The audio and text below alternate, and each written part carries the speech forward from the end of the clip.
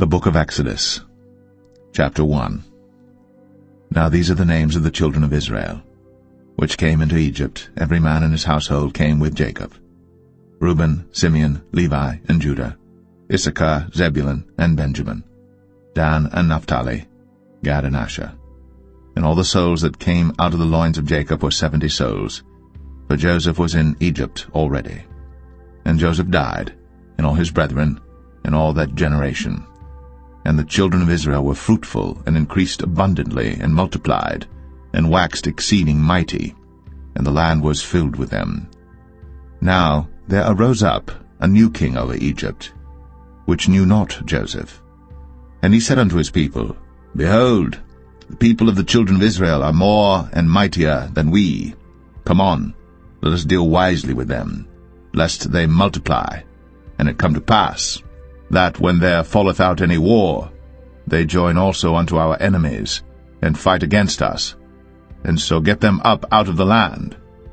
Therefore they did set over them taskmasters, to afflict them with their burdens, and they built for Pharaoh treasure cities, Pithom and Ramses. But the more they afflicted them, the more they multiplied and grew, and they were grieved because of the children of Israel. And the Egyptians made the children of Israel to serve with rigor, and they made their lives bitter with hard bondage in mortar and in brick and in all manner of service in the field. All their service wherein they made them serve was with rigor. And the king of Egypt spake to the Hebrew midwives, of which the name of the one was Shiphrah, and the name of the other Puah. And he said, When ye do the office of a midwife to the Hebrew women, and see them upon the stools, if it be a son, then ye shall kill him, but if it be a daughter, then she shall live. But the midwives feared God, and did not as the king of Egypt commanded them, but saved the men-children alive. And the king of Egypt called for the midwives, and said unto them, Why have ye done this thing, and have saved the men-children alive? And the midwives said unto Pharaoh, Because the Hebrew women are not as the Egyptian women, for they are lively, and are delivered ere the midwives come in unto them. Therefore God dealt well with the midwives, and the people multiplied, and waxed very mighty. And it came to pass, because the midwives feared God, that he made them houses. And Pharaoh charged all his people, saying, Every son that is born ye shall cast into the river, and every daughter ye shall save alive.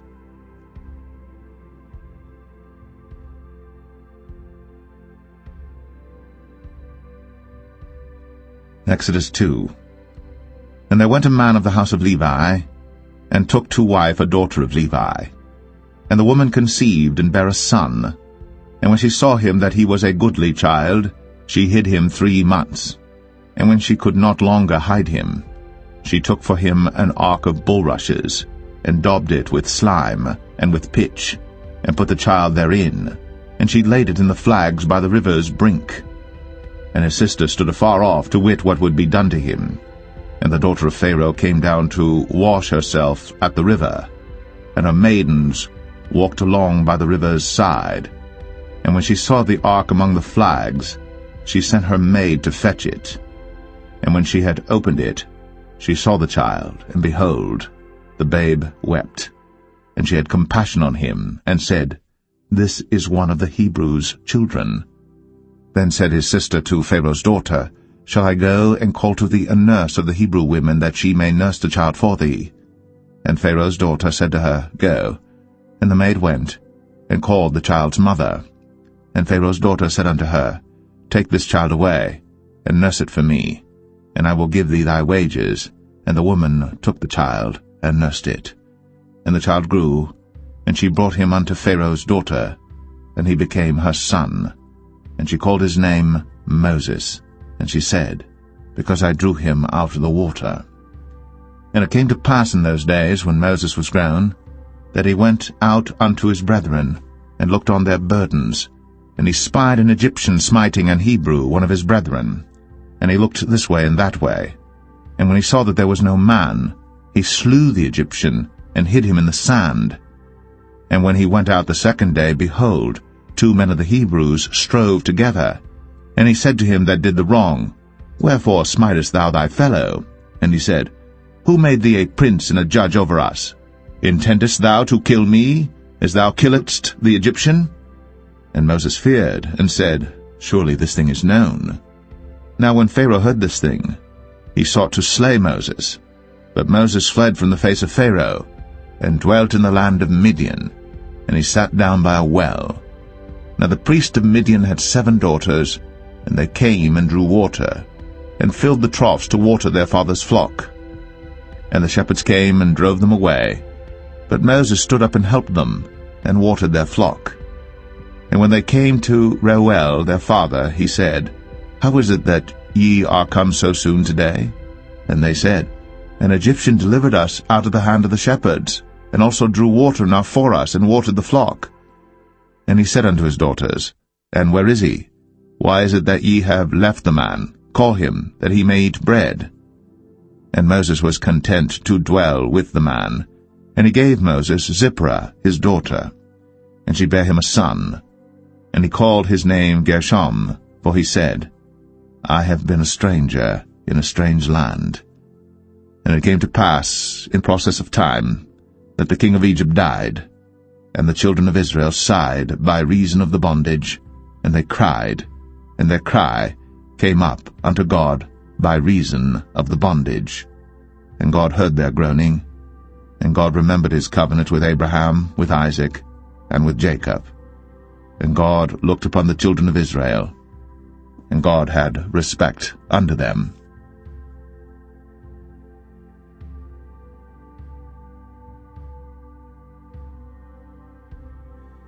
Exodus 3.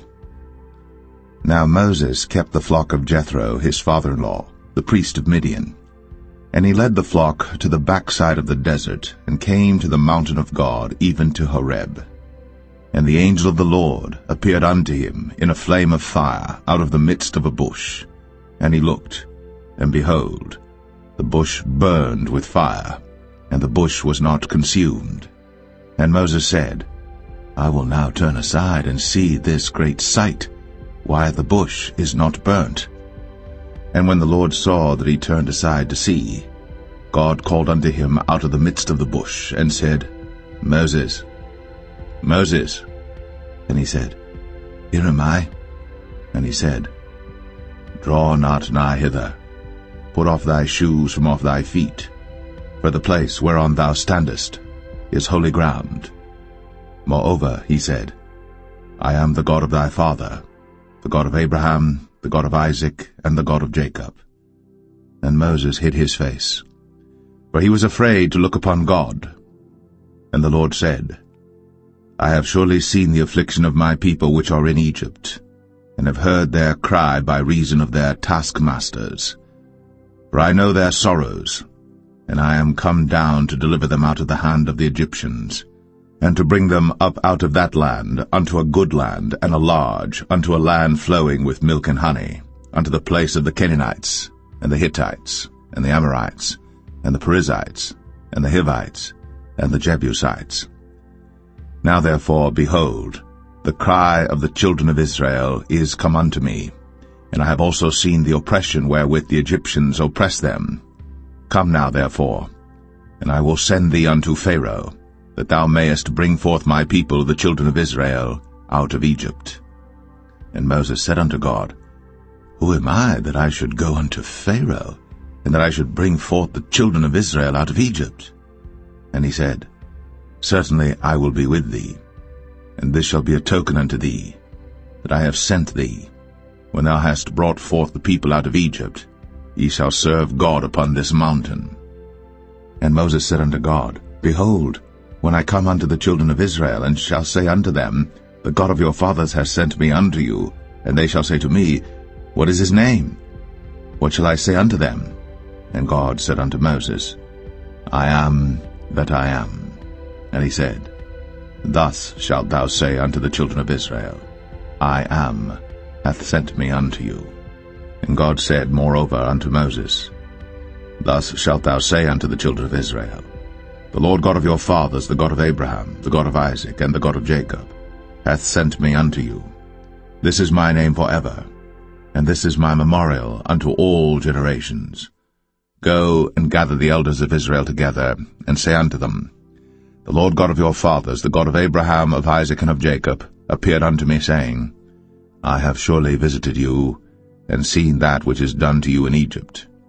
And I have said, I will bring you up out of the affliction of Egypt, unto the land of the Canaanites, and the Hittites, and the Amorites, and the Perizzites, and the Hivites, and the Jebusites, unto a land flowing with milk and honey. And they shall hearken to thy voice, and thou shalt come, thou and the elders of Israel, unto the king of Egypt, and ye shall say unto him, The Lord God of the Hebrews hath met with us. And now let us go, we beseech thee, 3 days' journey into the wilderness, that we may sacrifice to the Lord our God. And I am sure that the king of Egypt will not let you go, no, not by a mighty hand. And I will stretch out my hand, and smite Egypt with all my wonders which I will do in the midst thereof. And after that he will let you go. And I will give this people favor in the sight of the Egyptians. And it shall come to pass that, when ye go, ye shall not go empty. But every woman shall borrow of her neighbor, and of her that sojourneth in her house, jewels of silver, and jewels of gold, and raiment. And ye shall put them upon your sons, and upon your daughters, and ye shall spoil the Egyptians.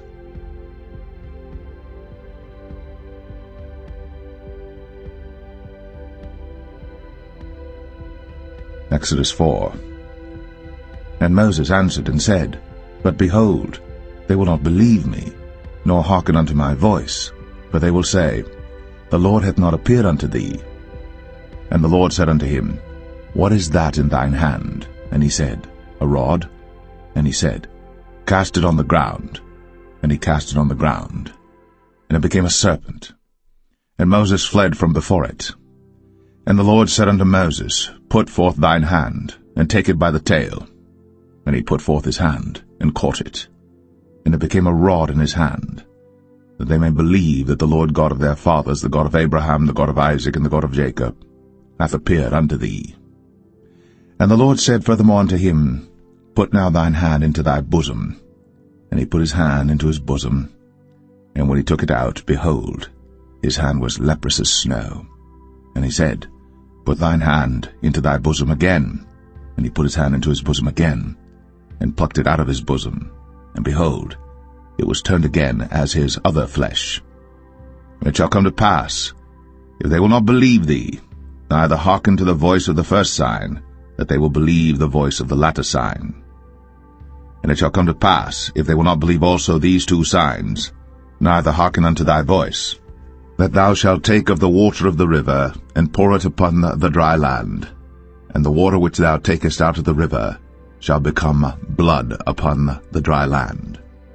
And Moses said unto the Lord, O my Lord, I am not eloquent, neither heretofore nor since thou hast spoken unto thy servant, but I am slow of speech and of a slow tongue. And the Lord said unto him, Who hath made man's mouth? Or who maketh the dumb, or deaf, or the seeing, or the blind? Have not I the Lord? Now therefore go, and I will be with thy mouth, and teach thee what thou shalt say. And he said, O my Lord, send, I pray thee, by the hand of him whom thou wilt send. And the anger of the Lord was kindled against Moses. And he said, Is not Aaron the Levite thy brother? I know that he can speak well, and also, behold, he cometh forth to meet thee. And when he seeth thee, he will be glad in his heart. And thou shalt speak unto him, and put words in his mouth. And I will be with thy mouth, and with his mouth, and will teach you what ye shall do. And he shall be thy spokesman unto the people, and he shall be, even he shall be to thee instead of a mouth, and thou shalt be to him instead of God. And thou shalt take this rod in thine hand, wherewith thou shalt do signs. And Moses went, and returned to Jethro his father-in-law, and said unto him, Let me go, I pray thee, and return unto my brethren which are in Egypt, and see whether they be yet alive. And Jethro said to Moses, Go in peace. And the Lord said unto Moses in Midian, Go, return into Egypt, for all the men are dead which sought thy life. And Moses took his wife and his sons, and set them upon an ass, And he returned to the land of Egypt, and Moses took the rod of God in his hand.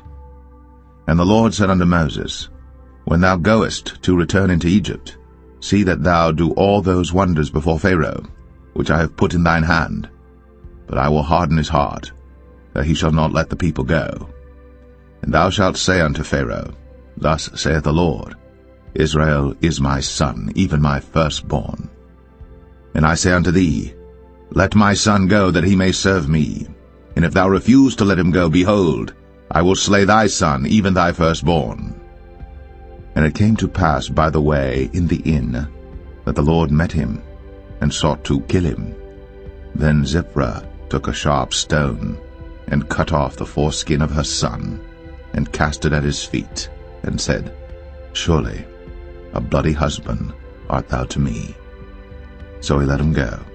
Then she said, A bloody husband thou art, because of the circumcision. And the Lord said to Aaron, Go into the wilderness to meet Moses. And he went, and met him in the mount of God, and kissed him. And Moses told Aaron all the words of the Lord who had sent him, and all the signs which he had commanded him. And Moses and Aaron went and gathered together all the elders of the children of Israel. And Aaron spake all the words which the Lord had spoken unto Moses, and did the signs in the sight of the people. And the people believed.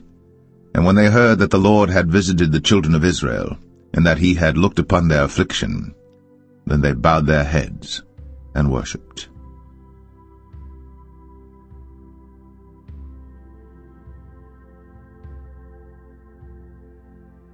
Exodus 5. And afterward Moses and Aaron went in, and told Pharaoh, Thus saith the Lord God of Israel, Let my people go, that they may hold a feast unto me in the wilderness. And Pharaoh said, Who is the Lord that I should obey his voice to let Israel go? I know not the Lord, neither will I let Israel go. And they said, The God of the Hebrews hath met with us. Let us go, we pray thee, 3 days' journey into the desert, and sacrifice unto the Lord our God, lest he fall upon us with pestilence, or with the sword. And the king of Egypt said unto them, Wherefore do ye, Moses and Aaron? Let the people from their works get you unto your burdens. And Pharaoh said, Behold, the people of the land now are many, and ye make them rest from their burdens. And Pharaoh commanded the same day the taskmasters of the people and their officers, saying, Ye shall no more give the people straw to make brick, as heretofore. Let them go and gather straw for themselves. And the tale of the bricks which they did make heretofore ye shall lay upon them. Ye shall not diminish aught thereof. For they be idle, therefore they cry, saying, Let us go and sacrifice to our God. Let their more work be laid upon the men, that they may labor therein, and let them not regard vain words. And the taskmasters of the people went out, and their officers, and they spake to the people, saying, Thus saith Pharaoh, I will not give you straw. Go ye, get you straw where you can find it, yet not aught of your work shall be diminished. So the people were scattered abroad throughout all the land of Egypt to gather stubble instead of straw. And the taskmasters hasted them, saying, Fulfill your works, your daily tasks, as when there was straw. And the officers of the children of Israel, which Pharaoh's taskmasters had set over them, were beaten, and demanded, Wherefore have ye not fulfilled your task in making brick both yesterday and today as heretofore? Then the officers of the children of Israel came and cried unto Pharaoh, saying, Wherefore dealest thou thus with thy servants? There is no straw given unto thy servants. And they say to us, Make brick. And behold, thy servants are beaten, but the fault is in thine own people. But he said, Ye are idle, ye are idle. Therefore ye say, Let us go and do sacrifice to the Lord. Go therefore now and work, for there shall no straw be given you. Yet shall ye deliver the tale of bricks. And the officers of the children of Israel did see that they were in evil case, after it was said, Ye shall not minish aught from your bricks of your daily task. And they met Moses and Aaron, who stood in the way, as they came forth from Pharaoh. And they said unto them, The Lord look upon you and judge, because ye have made our savour to be abhorred in the eyes of Pharaoh, and in the eyes of his servants, to put a sword in their hand to slay us. And Moses returned unto the Lord, and said, Lord, wherefore hast thou so evil entreated this people? Why is it that thou hast sent me? For since I came to Pharaoh to speak in thy name, he hath done evil to this people, neither hast thou delivered thy people at all.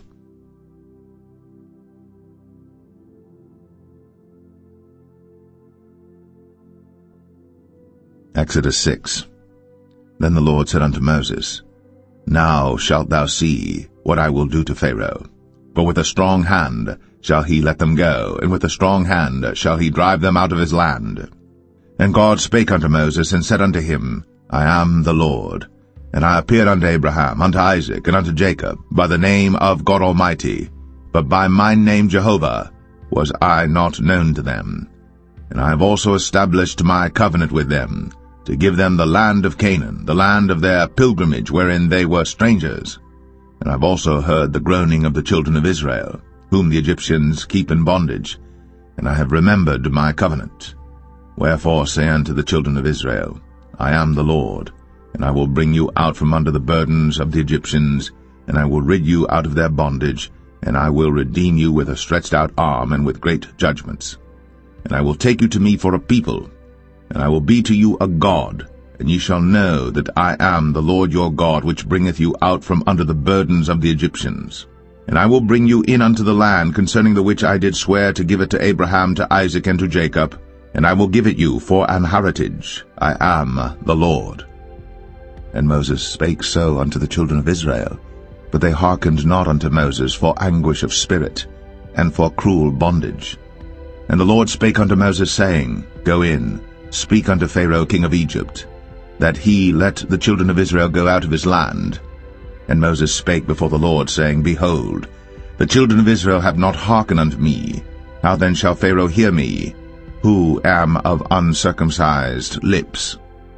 And the Lord spake unto Moses and unto Aaron, and gave them a charge unto the children of Israel, and unto Pharaoh king of Egypt, to bring the children of Israel out of the land of Egypt. These be the heads of their fathers' houses, the sons of Reuben, the firstborn of Israel, Hanok and Palu, Hezron and Carmi. These be the families of Reuben. And the sons of Simeon, Jemuel and Jamin, and Ohad and Jachin, and Zohar and Shaul the son of a Canaanitish woman. These are the families of Simeon. And these are the names of the sons of Levi according to their generations, Gershon and Kohath and Merari.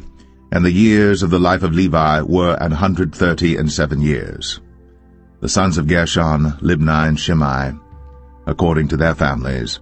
And the sons of Kohath, Amram and Izhar, and Hebron and Uzziel. And the years of the life of Kohath were 133 years. And the sons of Merari, Mahalai and Mushai. These are the families of Levi according to their generations. And Amram took him Jochebed, his father's sister, to wife, and she bare him, Aaron and Moses. And the years of the life of Amram were 137 years. And the sons of Izhar, Korah and Nepheg and Zichri. And the sons of Uzziel, Mishael and Elzaphan and Zithri. And Aaron took him Elisheba, daughter of Aminadab, sister of Nahshon, to wife, and she bare him Nadab and Abihu, Eleazar and Ithamar.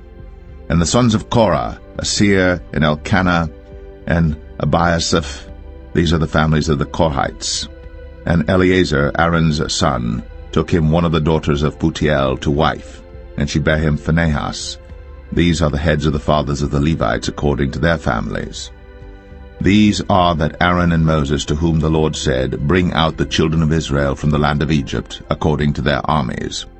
These are they which spake to Pharaoh king of Egypt, to bring out the children of Israel from Egypt. These are that Moses and Aaron.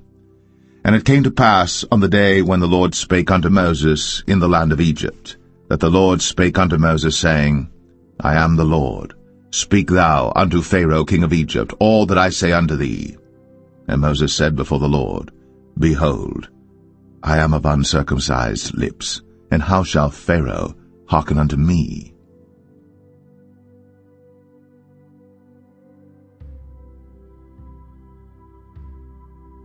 Exodus 7. And the Lord said unto Moses, See, I have made thee a god to Pharaoh, and Aaron thy brother shall be thy prophet. Thou shalt speak all that I command thee, and Aaron thy brother shall speak unto Pharaoh, that he send the children of Israel out of his land. And I will harden Pharaoh's heart, and multiply my signs and my wonders in the land of Egypt. But Pharaoh shall not hearken unto you, that I may lay my hand upon Egypt, and bring forth mine armies and my people the children of Israel out of the land of Egypt by great judgments. And the Egyptians shall know that I am the Lord, when I stretch forth mine hand upon Egypt, and bring out the children of Israel from among them. And Moses and Aaron did as the Lord commanded them, so did they. And Moses was 80 years old, and Aaron 83 years old, when they spake unto Pharaoh. And the Lord spake unto Moses and unto Aaron, saying, When Pharaoh shall speak unto you, saying, Show a miracle for you, then thou shalt say unto Aaron, Take thy rod, and cast it before Pharaoh, and it shall become a serpent. And Moses and Aaron went in unto Pharaoh, and they did so as the Lord had commanded. And Aaron cast down his rod before Pharaoh, and before his servants, and it became a serpent. Then Pharaoh also called the wise men and the sorcerers. Now the magicians of Egypt they also did in like manner with their enchantments. For they cast down every man his rod, and they became serpents. But Aaron's rod swallowed up their rods. And he hardened Pharaoh's heart, that he hearkened not unto them, as the Lord had said. And the Lord said unto Moses, Pharaoh's heart is hardened, he refuseth to let the people go. Get thee unto Pharaoh in the morning. Lo, he goeth out unto the water, and thou shalt stand by the river's brink against he come. And the rod which was turned to a serpent shalt thou take in thine hand. And thou shalt say unto him, The Lord God of the Hebrews hath sent me unto thee, saying, Let my people go, that they may serve me in the wilderness. And behold, hitherto thou wouldest not hear. Thus saith the Lord, In this thou shalt know that I am the Lord. Behold, I will smite with the rod that is in mine hand upon the waters which are in the river, and they shall be turned to blood. And the fish that is in the river shall die, and the river shall stink, and the Egyptians shall loathe to drink of the water of the river. And the Lord spake unto Moses, Say unto Aaron, Take thy rod, and stretch out thine hand upon the waters of Egypt, upon their streams, upon their rivers, and upon their ponds, and upon all their pools of water, that they may become blood, and that there may be blood throughout all the land of Egypt, both in vessels of wood and in vessels of stone. And Moses and Aaron did so, as the Lord commanded. And he lifted up the rod, and smote the waters that were in the river, in the sight of Pharaoh, and in the sight of his servants, and all the waters that were in the river were turned to blood. And the fish that was in the river died, and the river stank, and the Egyptians could not drink of the water of the river, and there was blood throughout all the land of Egypt. And the magicians of Egypt did so with their enchantments, and Pharaoh's heart was hardened, neither did he hearken unto them, as the Lord had said. And Pharaoh turned and went into his house, neither did he set his heart to this also. And all the Egyptians digged around about the river for water to drink, for they could not drink of the water of the river. And 7 days were fulfilled. After that the Lord had smitten the river.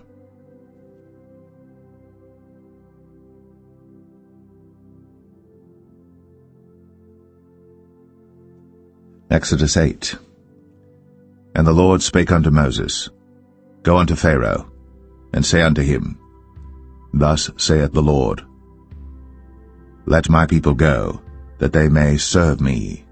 And if thou refuse to let them go, behold, I will smite all thy borders with frogs, and the river shall bring forth frogs abundantly, which shall go up and come into thine house, and into thy bedchamber, and upon thy bed, and into the house of thy servants, and upon thy people, and into thine ovens, and into thy kneading troughs.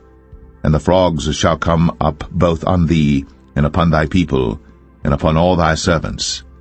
And the Lord spake unto Moses, Say unto Aaron, Stretch forth thine hand with thy rod over the streams, over the rivers, and over the ponds, and cause frogs to come up upon the land of Egypt. And Aaron stretched out his hand over the waters of Egypt, and the frogs came up and covered the land of Egypt. And the magicians did so with their enchantments, and brought up frogs upon the land of Egypt. Then Pharaoh called for Moses and Aaron, and said, Entreat the Lord, that he may take away the frogs from me, and from my people, and I will let the people go, that they may do sacrifice unto the Lord. And Moses said unto Pharaoh, Glory over me. When shall I entreat for thee, and for thy servants, and for thy people, to destroy the frogs from thee, and thy houses, that they may remain in the river only? And he said, Tomorrow. And he said, Be it according to thy word, that thou mayest know that there is none like unto the Lord our God. And the frogs shall depart from thee, and from thy houses, and from thy servants, and from thy people. They shall remain in the river only. And Moses and Aaron went out from Pharaoh, and Moses cried unto the Lord because of the frogs, which he had brought against Pharaoh. And the Lord did according to the word of Moses, and the frogs died out of the houses, out of the villages, and out of the fields. And they gathered them together upon heaps, and the land stank. But when Pharaoh saw that there was respite, he hardened his heart, and hearkened not unto them, as the Lord had said. And the Lord said unto Moses, Say unto Aaron, Stretch out thy rod, and smite the dust of the land, that it may become lice throughout all the land of Egypt. And they did so. For Aaron stretched out his hand with his rod, and smote the dust of the earth, and it became lice in man and in beast. All the dust of the land became lice throughout all the land of Egypt.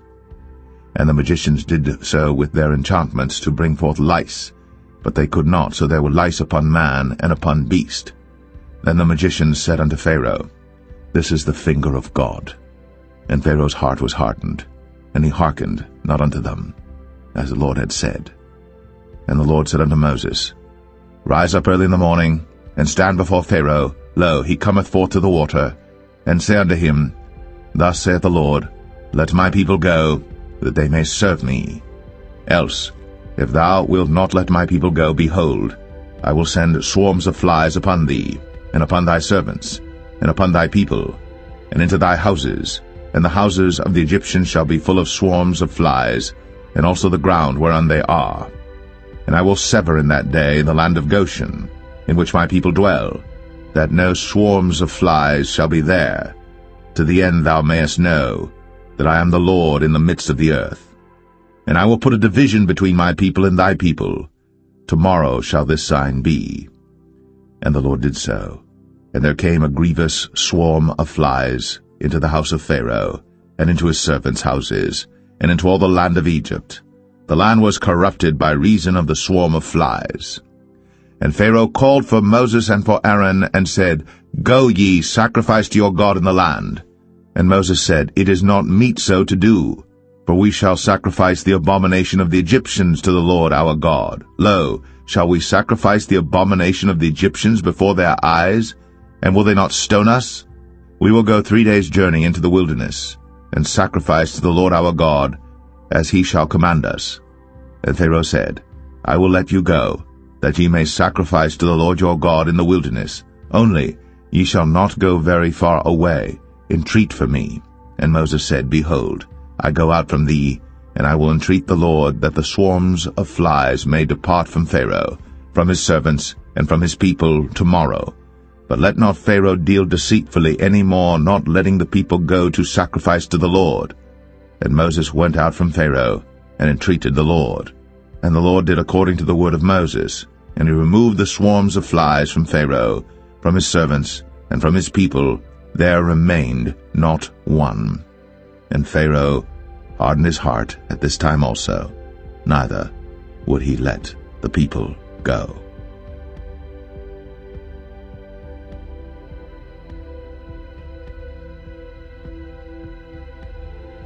Exodus 9. Then the Lord said unto Moses, Go in unto Pharaoh, and tell him, Thus saith the Lord God of the Hebrews, Let my people go, that they may serve me. For if thou refuse to let them go, and wilt hold them still, behold, the hand of the Lord is upon thy cattle which is in the field, upon the horses, upon the asses, upon the camels, upon the oxen, and upon the sheep. There shall be a very grievous murrain. And the Lord shall sever between the cattle of Israel and the cattle of Egypt, and there shall nothing die of all that is the children's of Israel. And the Lord appointed a set time, saying, Tomorrow the Lord shall do this thing in the land. And the Lord did that thing on the morrow, and all the cattle of Egypt died, but of the cattle of the children of Israel died not one. And Pharaoh sent, and behold, there was not one of the cattle of the Israelites dead, and the heart of Pharaoh was hardened, and he did not let the people go. And the Lord said unto Moses and unto Aaron, Take to you handfuls of ashes of the furnace, and let Moses sprinkle it toward the heaven in the sight of Pharaoh. And it shall become small dust in all the land of Egypt, and shall be a boil breaking forth with blains upon man and upon beast throughout all the land of Egypt. Then they took ashes of the furnace, and stood before Pharaoh. And Moses sprinkled it up toward heaven, and it became a boil, breaking forth with blains upon man and upon beast. And the magicians could not stand before Moses because of the boils, for the boil was upon the magicians and upon all the Egyptians. And the Lord hardened the heart of Pharaoh, and he hearkened not unto them, as the Lord had spoken unto Moses. And the Lord said unto Moses, Rise up early in the morning, and stand before Pharaoh, and say unto him, Thus saith the Lord God of the Hebrews, Let my people go, that they may serve me. For I will at this time send all my plagues upon thine heart, and upon thy servants, and upon thy people, that thou mayest know that there is none like me in all the earth. For now I will stretch out my hand, that I may smite thee and thy people with pestilence, and thou shalt be cut off from the earth. And in very deed for this cause have I raised thee up, for to show in thee my power, and that my name may be declared throughout all the earth. As yet exaltest thou thyself against my people, that thou wilt not let them go. Behold, tomorrow about this time I will cause it to rain a very grievous hail, such as hath not been in Egypt since the foundation thereof even until now. Send therefore now, and gather thy cattle, and all that thou hast in the field. For upon every man and beast which shall be found in the field, and shall not be brought home, the hail shall come down upon them, and they shall die. He that feared the word of the Lord among the servants of Pharaoh made his servants and his cattle flee into the houses. And he that regarded not the word of the Lord left his servants and his cattle in the field.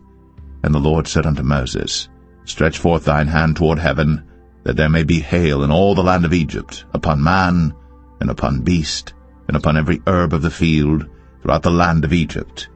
And Moses stretched forth his rod toward heaven, and the Lord sent thunder and hail, and the fire ran along upon the ground, and the Lord rained hail upon the land of Egypt. So there was hail, and fire mingled with the hail, very grievous, such as there was none like it in all the land of Egypt since it became a nation. And the hail smote throughout all the land of Egypt all that was in the field, both man and beast. And the hail smote every herb of the field, and brake every tree of the field.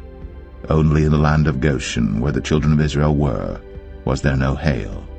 And Pharaoh sent and called for Moses and Aaron, and said unto them, I have sinned at this time. The Lord is righteous, and I and my people are wicked. Entreat the Lord, for it is enough that there be no more mighty thunderings and hail, and I will let you go, and ye shall stay no longer. And Moses said unto him, As soon as I am gone out of the city, I will spread abroad my hands unto the Lord, and the thunder shall cease, neither shall there be any more hail, that thou mayest know how that the earth is the Lord's. But as for thee and thy servants, I know that ye will not yet fear the Lord God. And the flax and the barley were smitten, for the barley was in the ear, and the flax was bold. But the wheat and the rye were not smitten, for they were not grown up. And Moses went out of the city from Pharaoh, and spread abroad his hands unto the Lord, and the thunders and hail ceased, and the rain was not poured upon the earth.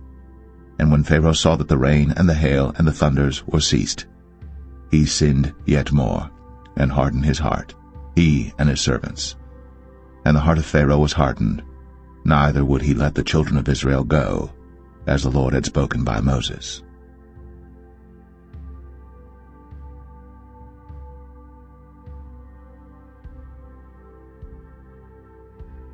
Exodus 10.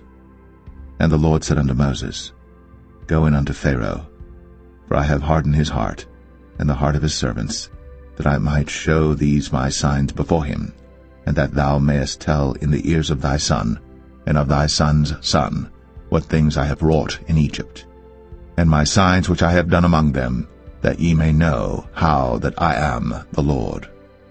And Moses and Aaron came in unto Pharaoh, and said unto him, Thus saith the Lord God of the Hebrews, How long wilt thou refuse to humble thyself before me? Let my people go, that they may serve me. Else, if thou refuse to let my people go, behold, tomorrow will I bring the locusts into thy coast, and they shall cover the face of the earth, that one cannot be able to see the earth. And they shall eat the residue of that which is escaped, which remaineth unto you from the hail, and shall eat every tree which groweth for you out of the field. And they shall fill thy houses, and the houses of all thy servants, and the houses of all the Egyptians, which neither thy fathers nor thy fathers' fathers have seen, since the day that they were upon the earth unto this day. And he turned himself, and went out from Pharaoh. And Pharaoh's servants said unto him, How long shall this man be a snare unto us? Let the men go, that they may serve the Lord their God. Knowest thou not yet that Egypt is destroyed? And Moses and Aaron were brought again unto Pharaoh, and he said unto them, Go, serve the Lord your God. But who are they that shall go? And Moses said, We will go with our young and with our old, with our sons and with our daughters, with our flocks and with our herds will we go, for we must hold a feast unto the Lord. And he said unto them, Let the Lord be so with you, as I will let you go, and your little ones. Look to it, for evil is before you. Not so. Go now, ye that are men, and serve the Lord, for that ye did desire. And they were driven out from Pharaoh's presence. And the Lord said unto Moses, Stretch out thine hand over the land of Egypt for the locusts, that they may come up upon the land of Egypt, and eat every herb of the land, even all that the hail hath left.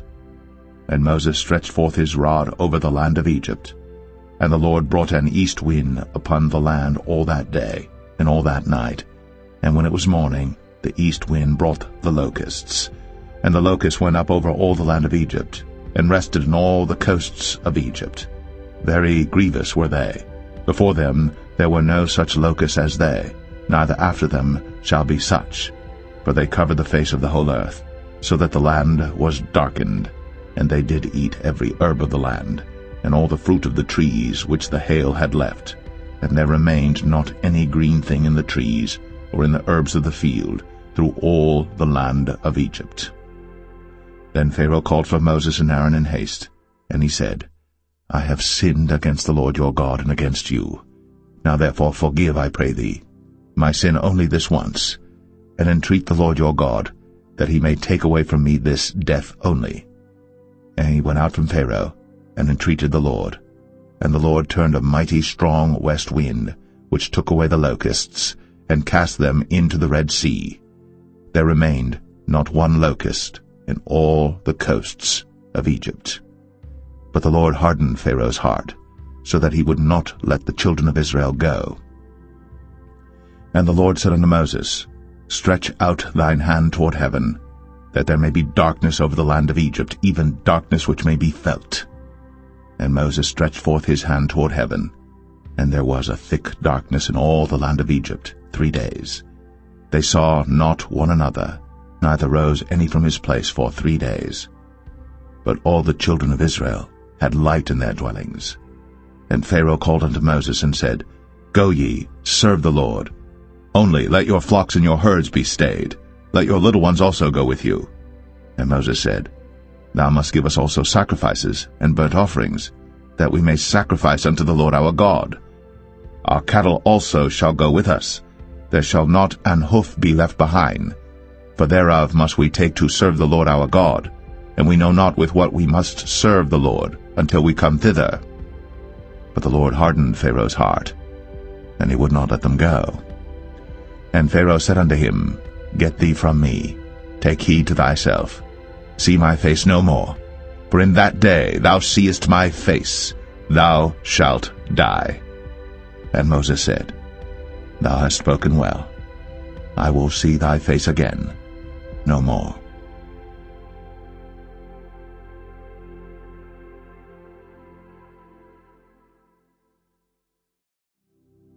Exodus 11.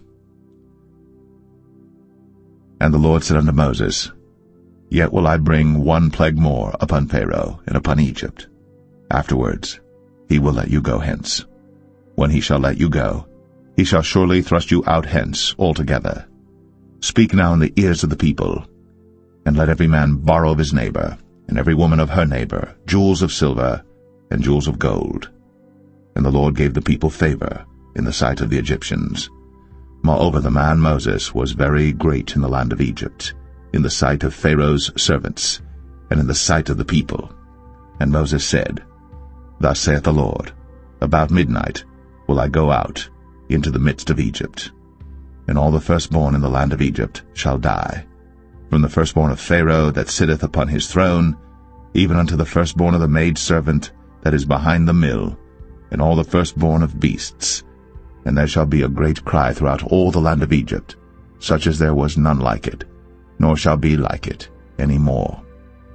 But against any of the children of Israel shall not a dog move his tongue, against man or beast, that ye may know how that the Lord doth put a difference between the Egyptians and Israel. And all these thy servants shall come down unto me, and bow down themselves unto me, saying, Get thee out, and all the people that follow thee, and after that I will go out. And he went out from Pharaoh in a great anger. And the Lord said unto Moses, Pharaoh shall not hearken unto you, that my wonders may be multiplied in the land of Egypt. And Moses and Aaron did all these wonders before Pharaoh. And the Lord hardened Pharaoh's heart, so that he would not let the children of Israel go out of his land.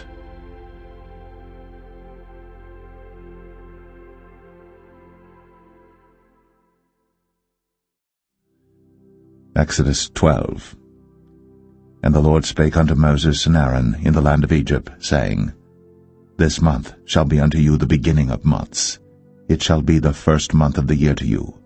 Speak ye unto all the congregation of Israel, saying, In the 10th day of this month they shall take to them every man a lamb, according to the house of their fathers, a lamb for an house.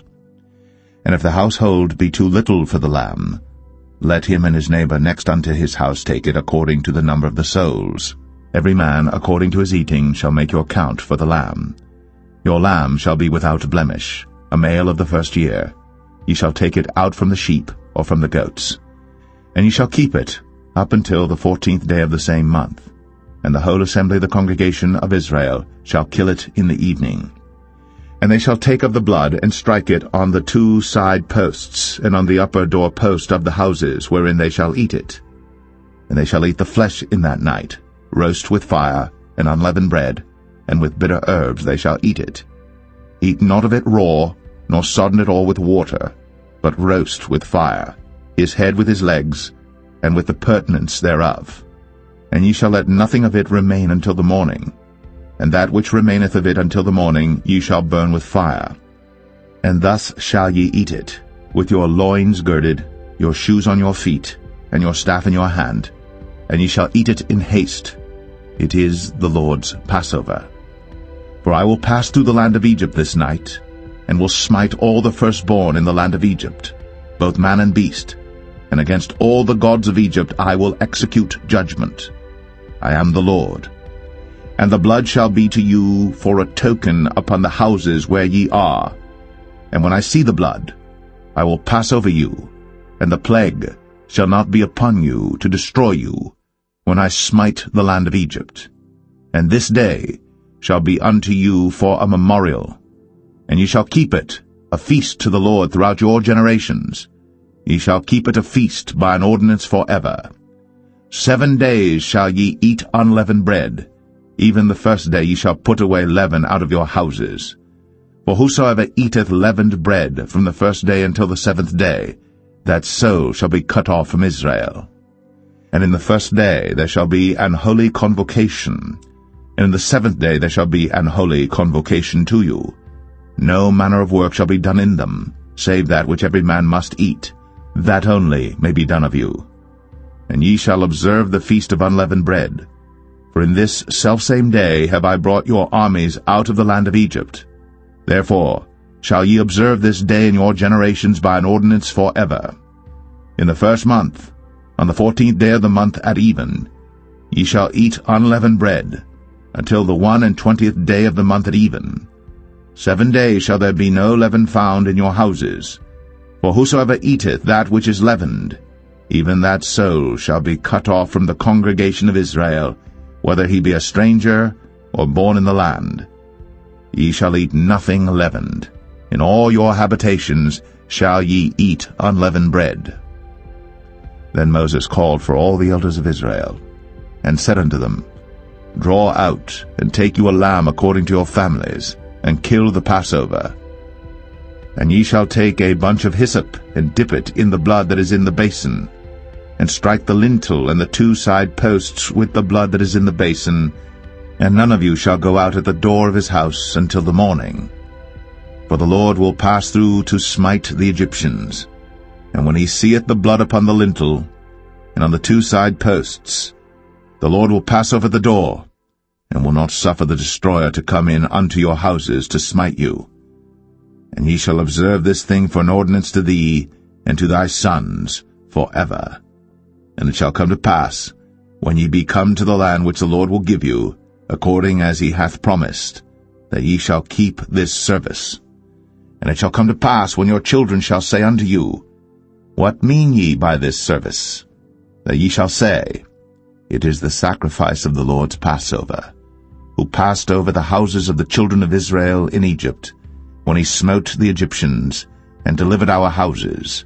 And the people bowed the head, and worshipped. And the children of Israel went away, and did, as the Lord had commanded Moses and Aaron, so did they. And it came to pass that at midnight the Lord smote all the firstborn in the land of Egypt, from the firstborn of Pharaoh that sat on his throne unto the firstborn of the captive that was in the dungeon, and all the firstborn of cattle. And Pharaoh rose up in the night, he and all his servants and all the Egyptians.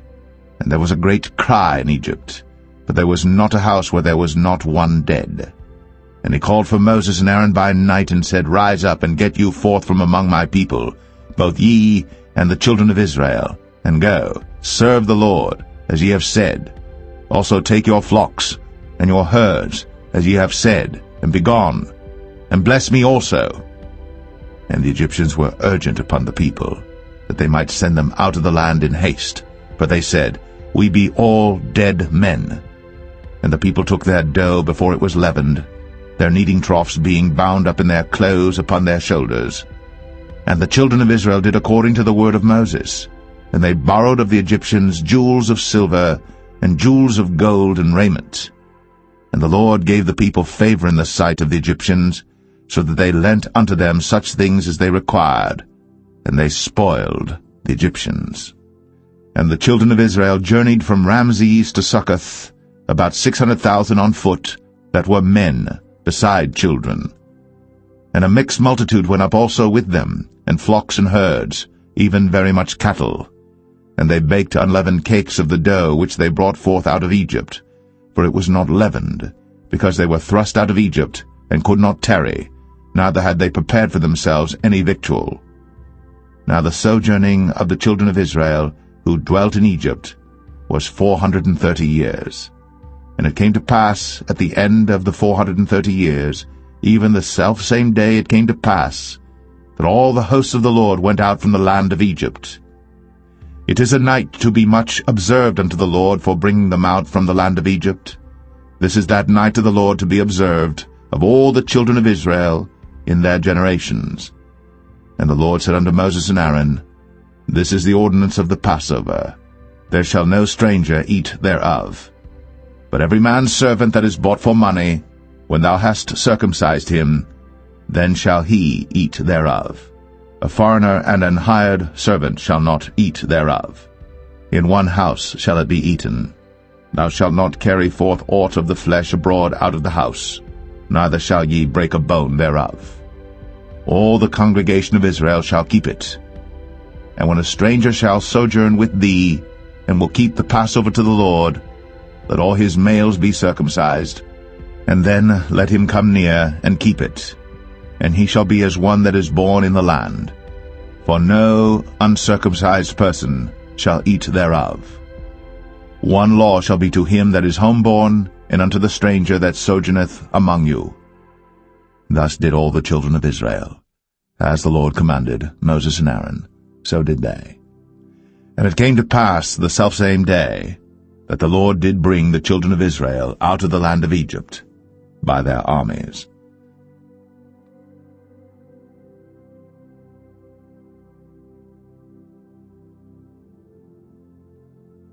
Exodus 13. And the Lord spake unto Moses, saying, Sanctify unto me all the firstborn, whatsoever openeth the womb among the children of Israel, both of man and of beast, it is mine. And Moses said unto the people, Remember this day in which ye came out from Egypt, out of the house of bondage, for by strength of hand the Lord brought you out from this place. There shall no leavened bread be eaten. This day came ye out in the month Abib. And it shall be, when the Lord shall bring thee into the land of the Canaanites, and the Hittites, and the Amorites, and the Hivites, and the Jebusites, which he sware unto thy fathers to give thee, a land flowing with milk and honey, that thou shalt keep this service in this month. 7 days thou shalt eat unleavened bread, and in the 7th day shall be a feast to the Lord. Unleavened bread shall be eaten 7 days, and there shall no leavened bread be seen with thee, neither shall there be leaven seen with thee in all thy quarters. And thou shalt show thy son in that day, saying, This is done because of that which the Lord did unto me, when I came forth out of Egypt. And it shall be for a sign unto thee upon thine hand, and for a memorial between thine eyes, that the Lord's law may be in thy mouth. For with a strong hand hath the Lord brought thee out of Egypt. Thou shalt therefore keep this ordinance in his season from year to year. And it shall be, when the Lord shall bring thee into the land of the Canaanites, as he sware unto thee and to thy fathers, and shall give it thee, that thou shalt set apart unto the Lord all that openeth the matrix, and every firstling that cometh of a beast which thou hast, the males shall be the Lord's. And every firstling of an ass thou shalt redeem with a lamb, and if thou wilt not redeem it, then thou shalt break his neck. And all the firstborn of man among thy children shalt thou redeem. And it shall be, when thy son asketh thee in time to come, saying, What is this? That thou shalt say unto him, By strength of hand the Lord brought us out from Egypt, from the house of bondage. And it came to pass, when Pharaoh would hardly let us go, that the Lord slew all the firstborn in the land of Egypt, both the firstborn of man and the firstborn of beast. Therefore I sacrifice to the Lord all that openeth the matrix, being males, but all the firstborn of my children I redeem. And it shall be for a token upon thine hand, and for frontlets between thine eyes, for by strength of hand the Lord brought us forth out of Egypt. And it came to pass, when Pharaoh had let the people go, that God led them not through the way of the land of the Philistines, although that was near, for God said, Lest peradventure the people repent when they see war, and they return to Egypt. But God led the people about through the way of the wilderness of the Red Sea. And the children of Israel went up harnessed out of the land of Egypt. And Moses took the bones of Joseph with him, for he had straitly sworn the children of Israel, saying, God will surely visit you, and ye shall carry up my bones away hence with you. And they took their journey from Succoth, and encamped in Etham, in the edge of the wilderness. And the Lord went before them by day in a pillar of a cloud, to lead them the way, and by night in a pillar of fire, to give them light, to go by day and night. He took not away the pillar of the cloud by day, nor the pillar of fire by night, from before the people.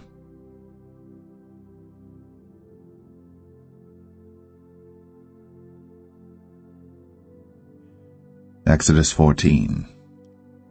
And the Lord spake unto Moses, saying, Speak unto the children of Israel, that they turn and encamp before Pi-hahiroth, between Migdol and the sea, over against Baal-zephon. Before it shall ye encamp by the sea. For Pharaoh will say of the children of Israel, They are entangled in the land. The wilderness hath shut them in. And I will harden Pharaoh's heart, that he shall follow after them. And I will be honored upon Pharaoh, and upon all his host, that the Egyptians may know that I am the Lord. And they did so. And it was told the king of Egypt that the people fled, and the heart of Pharaoh and of his servants was turned against the people, and they said, Why have we done this, that we have let Israel go from serving us? And he made ready his chariot, and took his people with him. And he took 600 chosen chariots, and all the chariots of Egypt, and captains over every one of them. And the Lord hardened the heart of Pharaoh king of Egypt, and he pursued after the children of Israel. And the children of Israel went out with an high hand. But the Egyptians pursued after them, all the horses and chariots of Pharaoh, and his horsemen and his army, and overtook them encamping by the sea, beside Pi-hahiroth, before Baal-Zephon. And when Pharaoh drew nigh, the children of Israel lifted up their eyes, and behold, the Egyptians marched after them, and they were sore afraid. And the children of Israel cried out unto the Lord, and they said unto Moses, Because there were no graves in Egypt, hast thou taken us away to die in the wilderness? Wherefore hast thou dealt thus with us, to carry us forth out of Egypt? Is not this the word that we did tell thee in Egypt, saying, Let us alone, that we may serve the Egyptians? For it had been better for us to serve the Egyptians, than that we should die in the wilderness. And Moses said unto the people, Fear ye not, stand still, and see the salvation of the Lord, which he will show to you today. For the Egyptians whom ye have seen today, ye shall see them again no more forever. The Lord shall fight for you, and ye shall hold your peace. And the Lord said unto Moses, Wherefore criest thou unto me? Speak unto the children of Israel, that they go forward. But lift thou up thy rod, and stretch out thine hand over the sea, and divide it. And the children of Israel shall go on dry ground through the midst of the sea. And I, behold, I will harden the hearts of the Egyptians, and they shall follow them. And I will get me honor upon Pharaoh, and upon all his host, upon his chariots, and upon his horsemen. And the Egyptians shall know that I am the Lord, when I have gotten me honor upon Pharaoh, upon his chariots, and upon his horsemen. And the angel of God, which went before the camp of Israel, removed, and went behind them. And the pillar of the cloud went from before their face, and stood behind them. And it came between the camp of the Egyptians and the camp of Israel. And it was a cloud and darkness to them, but it gave light by night to these, so that the one came not near the other all the night. And Moses stretched out his hand over the sea, and the Lord caused the sea to go back by a strong east wind all that night, and made the sea dry land, and the waters were divided. And the children of Israel went into the midst of the sea upon the dry ground, and the waters were a wall unto them on their right hand and on their left. And the Egyptians pursued, and went in after them to the midst of the sea, even all Pharaoh's horses, his chariots, and his horsemen. And it came to pass that in the morning watch the Lord looked unto the host of the Egyptians through the pillar of fire and of the cloud, and troubled the host of the Egyptians, and took off their chariot wheels, that they drave them heavily, so that the Egyptians said, Let us flee from the face of Israel, for the Lord fighteth for them against the Egyptians. And the Lord said unto Moses, Stretch out thine hand over the sea, that the waters may come again upon the Egyptians, upon their chariots, and upon their horsemen. And Moses stretched forth his hand over the sea, and the sea returned to his strength when the morning appeared, and the Egyptians fled against it. And the Lord overthrew the Egyptians in the midst of the sea. And the waters returned and covered the chariots, and the horsemen, and all the host of Pharaoh that came into the sea after them. There remained not so much as one of them. But the children of Israel walked upon dry land in the midst of the sea, and the waters were a wall unto them on their right hand and on their left.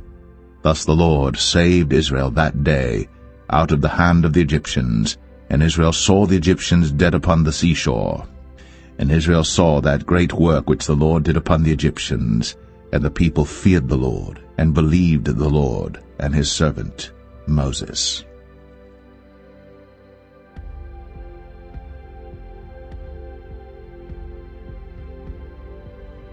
Exodus 15. Then sang Moses and the children of Israel this song unto the Lord, and spake, saying, I will sing unto the Lord, for he hath triumphed gloriously. The horse and his rider hath he thrown into the sea. The Lord is my strength and song, and he is become my salvation. He is my God, and I will prepare him an habitation, my father's God, and I will exalt him. The Lord is a man of war, the Lord is his name. Pharaoh's chariots and his host hath he cast into the sea. His chosen captains also are drowned in the Red Sea. The depths have covered them, they sank into the bottom as a stone. Thy right hand, O Lord, is become glorious in power. Thy right hand, O Lord, hath dashed in pieces the enemy. And in the greatness of thine excellency thou hast overthrown them that rose up against thee.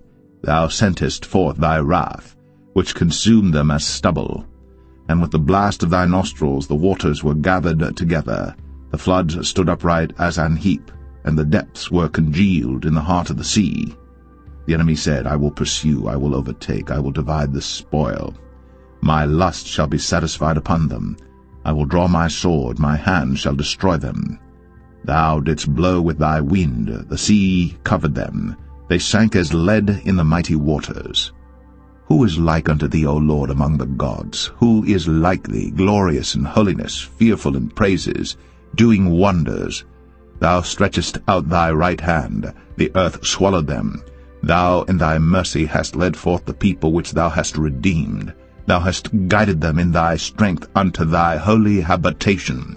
The people shall hear and be afraid. Sorrow shall take hold on the inhabitants of Palestina. Then the dukes of Edom shall be amazed. The mighty men of Moab, trembling, shall take hold upon them. All the inhabitants of Canaan shall melt away. Fear and dread shall fall upon them. By the greatness of thine arm they shall be as still as a stone, till thy people pass over, O Lord, till the people pass over, which thou hast purchased. Thou shalt bring them in, and plant them in the mountain of thine inheritance, in the place, O Lord, which thou hast made for thee to dwell in the sanctuary, O Lord, which thy hands have established. The Lord shall reign for ever and ever. For the horse of Pharaoh went in with his chariots and with his horsemen into the sea, and the Lord brought again the waters of the sea upon them. But the children of Israel went on dry land in the midst of the sea. And Miriam the prophetess, the sister of Aaron, took a timbrel in her hand, and all the women went out after her with timbrels and with dances. And Miriam answered them, Sing ye to the Lord, for he hath triumphed gloriously. The horse and his rider hath he thrown into the sea. So Moses brought Israel from the Red Sea, and they went out into the wilderness of Shur. And they went 3 days in the wilderness, and found no water. And when they came to Marah, they could not drink of the waters of Marah, for they were bitter. Therefore the name of it was called Marah. And the people murmured against Moses, saying, What shall we drink? And he cried unto the Lord, and the Lord showed him a tree, which when he had cast into the waters were made sweet. There he made for them a statute and an ordinance, and there he proved them, and said, If thou wilt diligently hearken to the voice of the Lord thy God, and wilt do that which is right in his sight, and wilt give ear to his commandments, and keep all his statutes, I will put none of these diseases upon thee, which I have brought upon the Egyptians, for I am the Lord that healeth thee. And they came to Elim, where were 12 wells of water, and 70 palm trees, and they encamped there by the waters.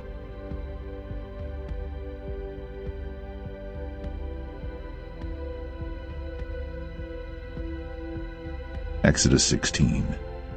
And they took their journey from Elim, and all the congregation of the children of Israel came unto the wilderness of Sin, which is between Elim and Sinai, on the 15th day of the 2nd month, after their departing out of the land of Egypt. And the whole congregation of the children of Israel murmured against Moses and Aaron in the wilderness. And the children of Israel said unto them, Would to God we had died by the hand of the Lord in the land of Egypt, when we sat by the flesh pots, and when we did eat bread to the full. For ye have brought us forth into this wilderness to kill this whole assembly with hunger. Then said the Lord unto Moses, Behold, I will rain bread from heaven for you, and the people shall go out and gather a certain rate every day, that I may prove them, whether they will walk in my law or no. And it shall come to pass that on the 6th day they shall prepare that which they bring in, and it shall be twice as much as they gather daily. And Moses and Aaron said unto all the children of Israel, At even, then you shall know that the Lord hath brought you out from the land of Egypt. And in the morning then ye shall see the glory of the Lord, for that he heareth your murmurings against the Lord. And what are we that ye murmur against us? And Moses said, This shall be when the Lord shall give you in the evening flesh to eat, and in the morning bread to the full, for that the Lord heareth your murmurings, which ye murmur against him. And what are we? Your murmurings are not against us, but against the Lord. And Moses spake unto Aaron, Say unto all the congregation of the children of Israel, Come near before the Lord, for he hath heard your murmurings. And it came to pass, as Aaron spake unto the whole congregation of the children of Israel, that they looked toward the wilderness, and behold, the glory of the Lord appeared in the cloud. And the Lord spake unto Moses, saying, I have heard the murmurings of the children of Israel. Speak unto them, saying, At even ye shall eat flesh, and in the morning ye shall be filled with bread, and ye shall know that I am the Lord your God. And it came to pass that at even the quails came up and covered the camp, and in the morning the dew lay round about the host. And when the dew that lay was gone up, behold, upon the face of the wilderness there lay a small round thing, as small as the hoarfrost on the ground. And when the children of Israel saw it, they said one to another, It is manna, for they wist not what it was. And Moses said unto them, This is the bread which the Lord hath given you to eat. This is the thing which the Lord hath commanded. Gather of it every man according to his eating, an omer for every man according to the number of your persons. Take ye every man for them which are in his tents. And the children of Israel did so, and gathered some more, some less. And when they did meet it with an omer, he that gathered much had nothing over, and he that gathered little had no lack. They gathered every man according to his eating. And Moses said, Let no man leave of it till the morning. Notwithstanding they hearkened not unto Moses, but some of them left of it until the morning. And it bred worms, and stank. And Moses was wroth with them. And they gathered it every morning, every man according to his eating. And when the sun waxed hot, it melted. And it came to pass that on the 6th day they gathered twice as much bread, 2 omers for one man. And all the rulers of the congregation came and told Moses. And he said unto them, This is that which the Lord hath said. Tomorrow is the rest of the holy Sabbath unto the Lord. Bake that which ye shall bake today, and seethe that ye will seethe, and that which remaineth over lay up for you to be kept until the morning. And they laid it up till the morning, as Moses bade, and it did not stink, neither was there any worm therein. And Moses said, Eat that today, for today is a Sabbath unto the Lord. Today ye shall not find it in the field. 6 days ye shall gather it, but on the 7th day, which is the Sabbath, in it there shall be none. And it came to pass that there went out some of the people on the 7th day for to gather, and they found none. And the Lord said unto Moses, How long refuse ye to keep my commandments and my laws? See, for that the Lord hath given you the Sabbath. Therefore he giveth you on the 6th day the bread of 2 days. Abide ye every man in his place. Let no man go out of his place on the 7th day. So the people rested on the 7th day. And the house of Israel called the name thereof manna. And it was like coriander seed, white, and the taste of it was like wafers made with honey. And Moses said, This is the thing which the Lord commandeth. Fill an omer of it to be kept for your generations, that they may see the bread wherewith I have fed you in the wilderness, when I brought you forth from the land of Egypt. And Moses said unto Aaron, Take a pot, and put an omer full of manna therein, and lay it up before the Lord, to be kept for your generations. As the Lord commanded Moses, so Aaron laid it up before the testimony to be kept. And the children of Israel did eat manna 40 years, until they came to a land inhabited. They did eat manna until they came unto the borders of the land of Canaan. Now an omer is the 10th part of an ephah.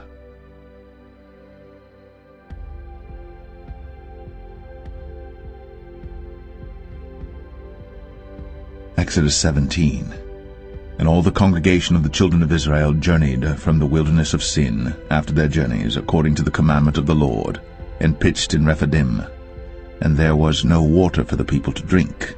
Wherefore the people did chide with Moses, and said, Give us water that we may drink.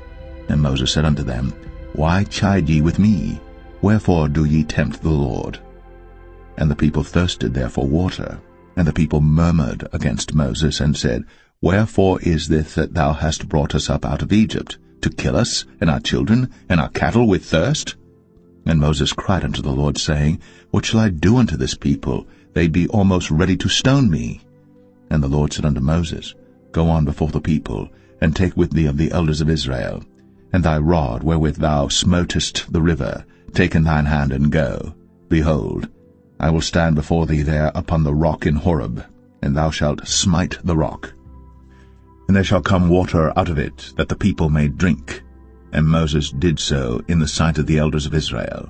And he called the name of the place Massah and Meribah, because of the chiding of the children of Israel, and because they tempted the Lord, saying, Is the Lord among us or not?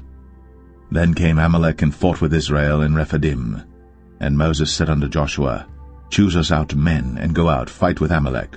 Tomorrow I will stand on the top of the hill with the rod of God in mine hand. So Joshua did as Moses had said to him, and fought with Amalek. And Moses, Aaron, and Hur went up to the top of the hill. And it came to pass, when Moses held up his hand, that Israel prevailed. And when he let down his hand, Amalek prevailed. But Moses' hands were heavy, and they took a stone and put it under him, and he sat thereon.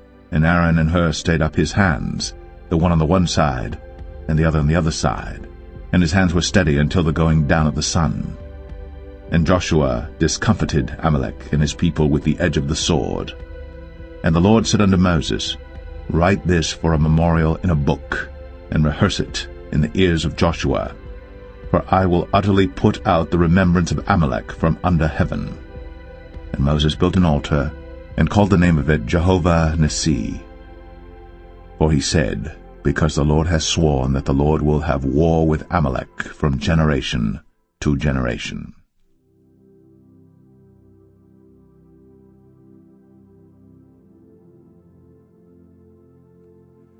Exodus 18.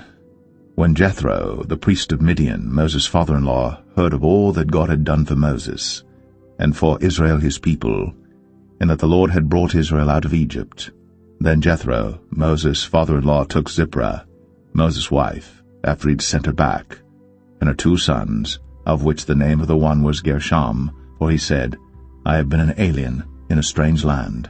And the name of the other was Eleazar, for the God of my father, said he, was mine help, and delivered me from the sword of Pharaoh. And Jethro, Moses' father-in-law, came with his sons and his wife unto Moses into the wilderness, where he encamped at the mount of God. And he said unto Moses, I thy father-in-law Jethro am come unto thee, and thy wife and her 2 sons with her. And Moses went out to meet his father-in-law, and did obeisance, and kissed him.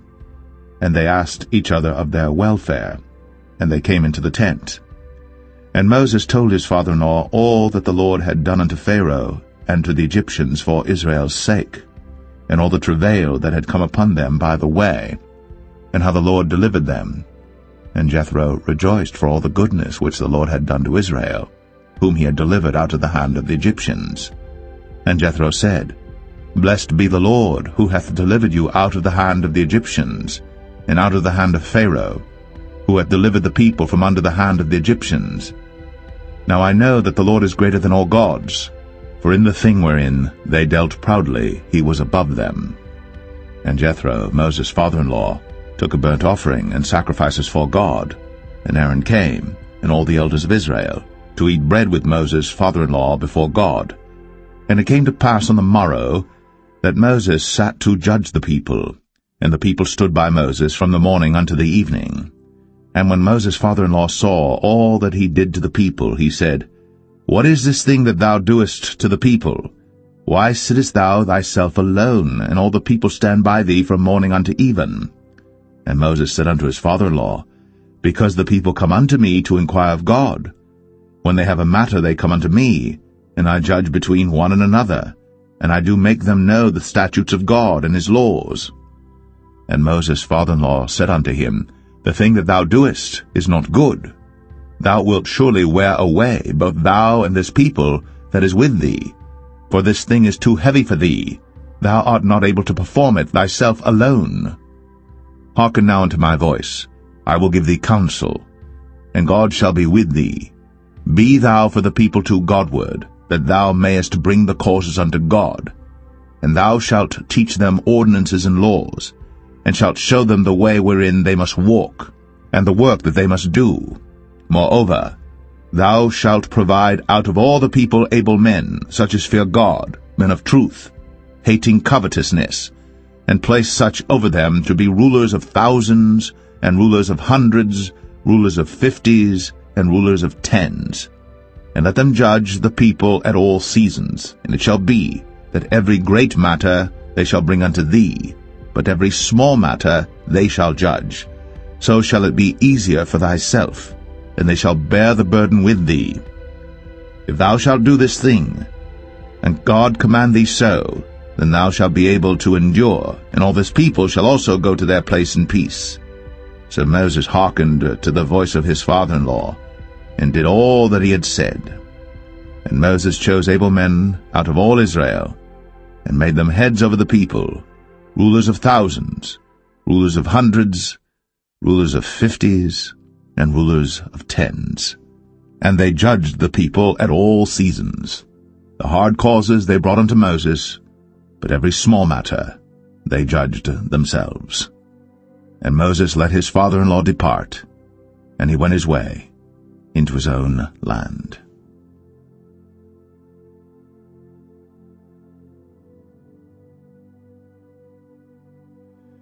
Exodus 19. In the 3rd month, when the children of Israel were gone forth out of the land of Egypt, the same day came they into the wilderness of Sinai. But they were departed from Rephidim, and were come to the desert of Sinai, and had pitched in the wilderness, and there Israel camped before the mount. And Moses went up unto God, and the Lord called unto him out of the mountain, saying, Thus shalt thou say to the house of Jacob, and tell the children of Israel, Ye have seen what I did unto the Egyptians, and how I bare you on eagle's wings, and brought you unto myself. Now therefore, if ye will obey my voice indeed, and keep my covenant, then ye shall be a peculiar treasure unto me above all people. For all the earth is mine, and ye shall be unto me a kingdom of priests, and an holy nation. These are the words which thou shalt speak unto the children of Israel. And Moses came and called for the elders of the people, and laid before their faces all these words which the Lord commanded him. And all the people answered together and said, All that the Lord hath spoken we will do. And Moses returned the words of the people unto the Lord. And the Lord said unto Moses, Lo, I come unto thee in a thick cloud, that the people may hear when I speak with thee, and believe thee forever. And Moses told the words of the people unto the Lord. And the Lord said unto Moses, Go unto the people, and sanctify them today and tomorrow, and let them wash their clothes, and be ready against the 3rd day. For the 3rd day the Lord will come down in the sight of all the people upon Mount Sinai. And thou shalt set bounds unto the people round about, saying, Take heed to yourselves, that ye go not up into the mount, or touch the border of it. Whosoever toucheth the mount shall be surely put to death. There shall not an hand touch it, but he shall surely be stoned, or shot through, whether it be beast or man, it shall not live. When the trumpet soundeth long, they shall come up to the mount. And Moses went down from the mount unto the people, and sanctified the people, and they washed their clothes. And he said unto the people, Be ready against the 3rd day, come not at your wives. And it came to pass on the 3rd day in the morning, that there were thunders and lightnings, and a thick cloud upon the mount, and the voice of the trumpet exceeding loud, so that all the people that was in the camp trembled. And Moses brought forth the people out of the camp to meet with God. And they stood at the nether part of the mount. and Mount Sinai was altogether on a smoke, because the Lord descended upon it in fire, and the smoke thereof ascended as the smoke of a furnace, and the whole mount quaked greatly. And when the voice of the trumpet sounded long, and waxed louder and louder, Moses spake, and God answered him by a voice. And the Lord came down upon Mount Sinai, on the top of the mount, and the Lord called Moses up to the top of the mount, and Moses went up. And the Lord said unto Moses, Go down, charge the people, lest they break through unto the Lord to gaze, and many of them perish. And let the priests also which come near to the Lord sanctify themselves, lest the Lord break forth upon them. And Moses said unto the Lord, The people cannot come up to Mount Sinai, for thou chargest us, saying, Set bounds about the mount, and sanctify it. And the Lord said unto him, Away, get thee down, and thou shalt come up, thou and Aaron with thee. But let not the priests and the people break through to come up unto the Lord, lest he break forth upon them. So Moses went down unto the people, and spake unto them.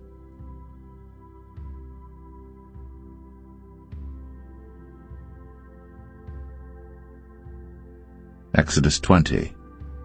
And God spake all these words, saying, I am the Lord thy God, which have brought thee out of the land of Egypt, out of the house of bondage. Thou shalt have no other gods before me.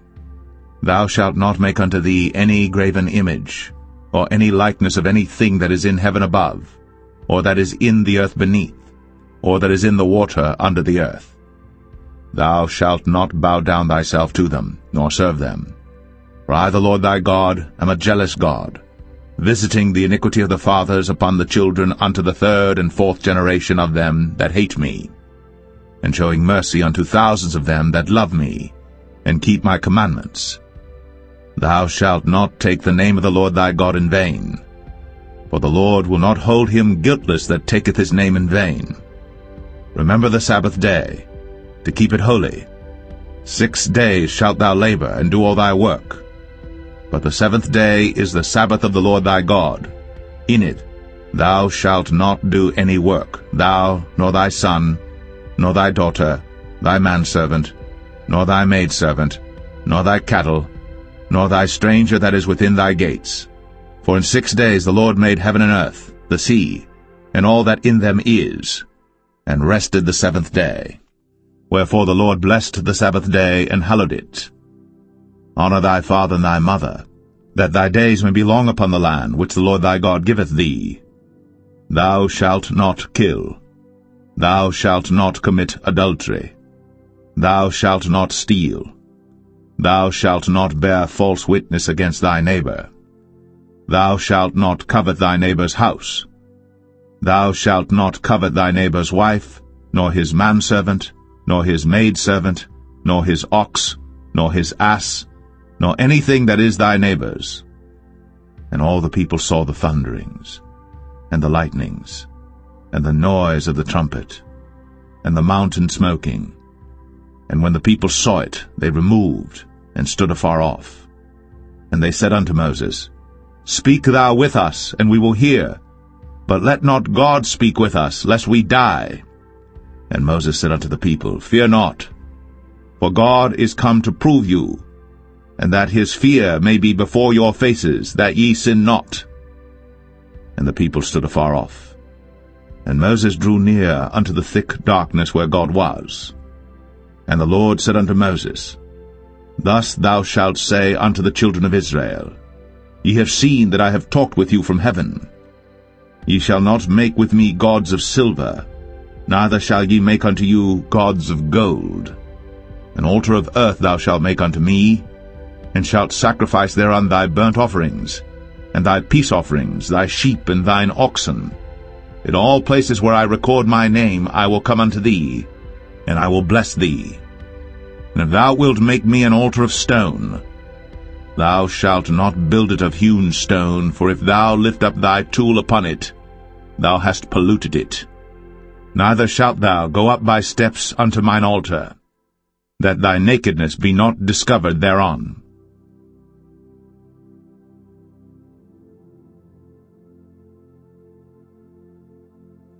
Exodus 21. Now these are the judgments which thou shalt set before them. If thou buy an Hebrew servant, 6 years he shall serve, and in the 7th he shall go out free for nothing. If he came in by himself, he shall go out by himself. If he were married, then his wife shall go out with him. If his master have given him a wife, and she have borne him sons or daughters, the wife and her children shall be her master's, and he shall go out by himself. And if the servant shall plainly say, I love my master, my wife, and my children, I will not go out free, then his master shall bring him unto the judges. He shall also bring him to the door, or unto the doorpost, and his master shall bore his ear through with an awl, and he shall serve him forever. And if a man sell his daughter to be a maidservant, she shall not go out as the men servants do. If she please not her master, who hath betrothed her to himself, then shall he let her be redeemed. To sell her unto a strange nation, he shall have no power, seeing he hath dealt deceitfully with her. And if he have betrothed her unto his son, he shall deal with her after the manner of daughters. If he take him another wife, her food, her raiment, and her duty of marriage, shall he not diminish? And if he do not these 3 unto her, then shall she go out free without money. He that smiteth a man so that he die shall be surely put to death.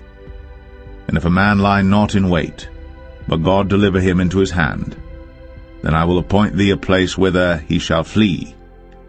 But if a man come presumptuously upon his neighbor, to slay him with guile, thou shalt take him from mine altar, that he may die. And he that smiteth his father or his mother shall be surely put to death. And he that stealeth a man, and selleth him, or if he be found in his hand, he shall surely be put to death. And he that curseth his father or his mother shall surely be put to death. And if men strive together, and one smite another with a stone, or with his fist, and he die not, but keepeth his bed, if he rise again and walk abroad upon his staff, then shall he that smote him be quit, only he shall pay for the loss of his time, and shall cause him to be thoroughly healed. And if a man smite his servant or his maid with a rod, and he die under his hand, he shall be surely punished. Notwithstanding, if he continue a day or 2, he shall not be punished, for he is his money. If men strive and hurt a woman with child, so that her fruit depart from her, and yet no mischief follow, he shall be surely punished, according as the woman's husband will lay upon him, and he shall pay as the judges determine. And if any mischief follow, then thou shalt give life for life, eye for eye, tooth for tooth, hand for hand, foot for foot, burning for burning, wound for wound, stripe for stripe. And if a man smite the eye of his servant, or the eye of his maid, that it perish, he shall let him go free for his eye's sake. And if he smite out his manservant's tooth, or his maidservant's tooth, he shall let him go free for his tooth's sake. If an ox gore a man or a woman, that they die, then the ox shall be surely stoned, and his flesh shall not be eaten, but the owner of the ox shall be quit. But if the ox were wont to push with his horn in time past, and hath been testified to his owner, and he hath not kept him in, but that he hath killed a man or a woman, the ox shall be stoned, and his owner also shall be put to death. If there be laid on him a sum of money, then he shall give for the ransom of his life whatsoever is laid upon him, whether he have gored a son, or have gored a daughter, according to this judgment shall it be done unto him.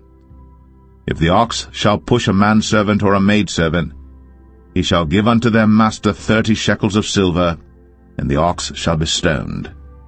And if a man shall open a pit, if a man shall dig a pit, and not cover it, and an ox or an ass fall therein, the owner of the pit shall make it good, and give money unto the owner of them, and the dead beast shall be his.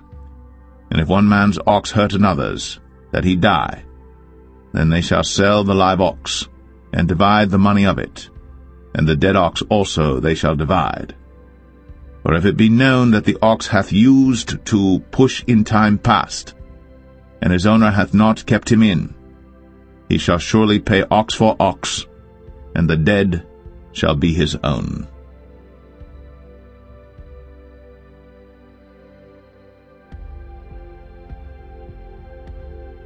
Exodus 22.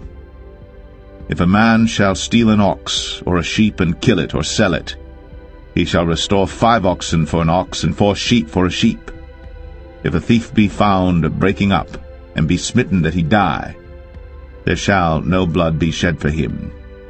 If the sun be risen upon him, there shall be blood shed for him, for he should make full restitution. If he have nothing, then he shall be sold for his theft. If the theft be certainly found in his hand alive, whether it be ox or ass or sheep, he shall restore double. If a man shall cause a field or vineyard to be eaten, and shall put in his beast, and shall feed in another man's field, of the best of his own field and of the best of his own vineyard shall he make restitution. If fire break out and catch in thorns, so that stacks of corn or the standing corn of the field be consumed therewith, he that kindled the fire shall surely make restitution. If a man shall deliver unto his neighbor money or stuff to keep, and it be stolen out of the man's house, if the thief be found, let him pay double. If the thief be not found, then the master of the house shall be brought unto the judges to see whether he have put his hand unto his neighbor's goods. For all manner of trespass, whether it be for ox, for ass, for sheep, for raiment, or for any manner of lost thing, which another challengeth to be his, the cause of both parties shall come before the judges, and whom the judges shall condemn, he shall pay double unto his neighbor. If a man deliver unto his neighbor an ass, or an ox, or a sheep, or any beast to keep, and it die, or be hurt, or driven away, no man seeing it, then shall an oath of the Lord be between them both, that he hath not put his hand unto his neighbor's goods, and the owner of it shall accept thereof, and he shall not make it good. And if it be stolen from him, he shall make restitution unto the owner thereof. If it be torn in pieces, then let him bring it for witness, and he shall not make good that which was torn. And if a man borrow aught of his neighbor, and it be hurt or die, the owner thereof being not with it, he shall surely make it good. But if the owner thereof be with it, he shall not make it good. If it be an hired thing, it came for his hire. And if a man entice a maid that is not betrothed, and lie with her, he shall surely endow her to be his wife. If her father utterly refuse to give her unto him, he shall pay money according to the dowry of virgins. Thou shalt not suffer a witch to live. Whosoever lieth with a beast shall surely be put to death. He that sacrificeth unto any god, save unto the Lord only, he shall be utterly destroyed. Thou shalt neither vex a stranger nor oppress him, for ye were strangers in the land of Egypt. Ye shall not afflict any widow or fatherless child. If thou afflict them in any wise, and they cry at all unto me, I will surely hear their cry, and my wrath shall wax hot, and I will kill you with the sword, and your wives shall be widows, and your children fatherless.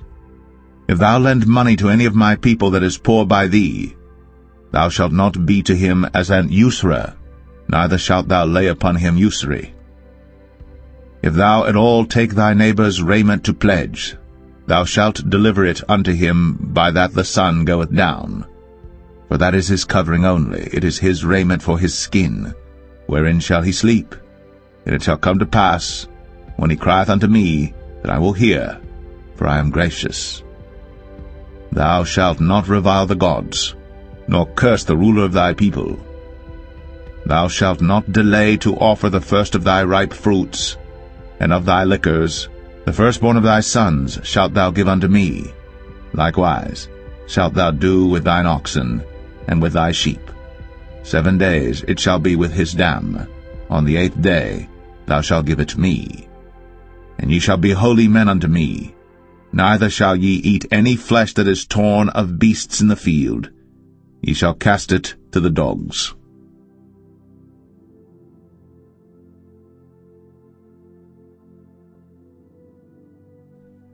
Exodus 23. Thou shalt not raise a false report. Put not thine hand with the wicked to be an unrighteous witness. Thou shalt not follow a multitude to do evil. Neither shalt thou speak in a cause to decline after many to wrest judgment. Neither shalt thou countenance a poor man in his cause. If thou meet thine enemy's ox or his ass going astray, thou shalt surely bring it back to him again. If thou see the ass of him that hateth thee lying under his burden, and wouldest forbear to help him, thou shalt surely help with him. Thou shalt not wrest the judgment of thy poor in his cause. Keep thee far from a false matter, and the innocent and righteous slay thou not. For I will not justify the wicked. And thou shalt take no gift, for the gift blindeth the wise, and perverteth the words of the righteous. Also, thou shalt not oppress a stranger. For ye know the heart of a stranger, seeing ye were strangers in the land of Egypt. And 6 years thou shalt sow thy land, and shalt gather in the fruits thereof. But the 7th year thou shalt let it rest and lie still, that the poor of thy people may eat, and what they leave the beasts of the field shall eat. In like manner thou shalt deal with thy vineyard, and with thy oliveyard.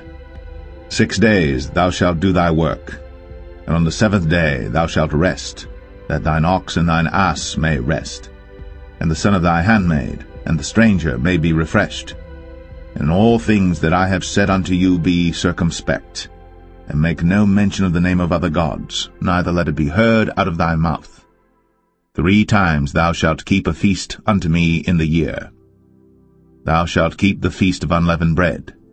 Thou shalt eat unleavened bread 7 days, as I commanded thee, in the time appointed of the month Abib.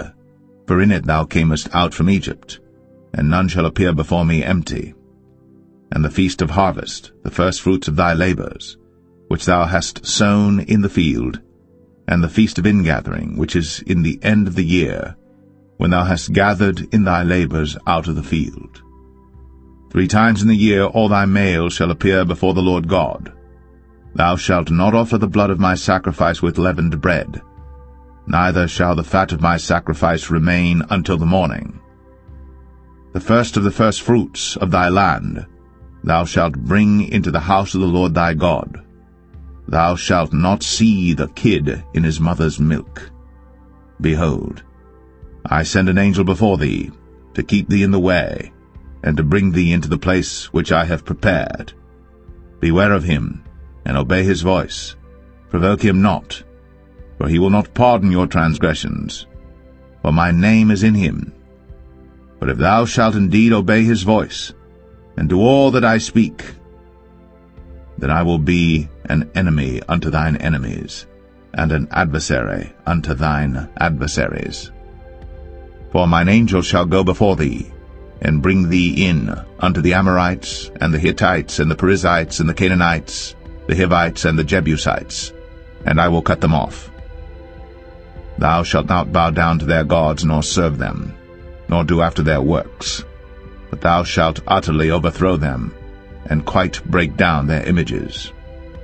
And ye shall serve the Lord your God, and he shall bless thy bread and thy water, and I will take sickness away from the midst of thee. There shall nothing cast their young, nor be barren in thy land. The number of thy days I will fulfill. I will send my fear before thee, and will destroy all the people to whom thou shalt come, and I will make all thine enemies turn their backs unto thee, and I will send hornets before thee, which shall drive out the Hivite, the Canaanite, and the Hittite from before thee. I will not drive them out from before thee in 1 year, lest the land become desolate, and the beasts of the field multiply against thee. By little and little I will drive them out from before thee, until thou be increased and inherit the land. And I will set thy bounds from the Red Sea even unto the sea of the Philistines, and from the desert unto the river. For I will deliver the inhabitants of the land into your hand, and thou shalt drive them out before thee. Thou shalt make no covenant with them, nor with their gods. They shall not dwell in thy land, lest they make thee sin against me. For if thou serve their gods, it will surely be a snare unto thee.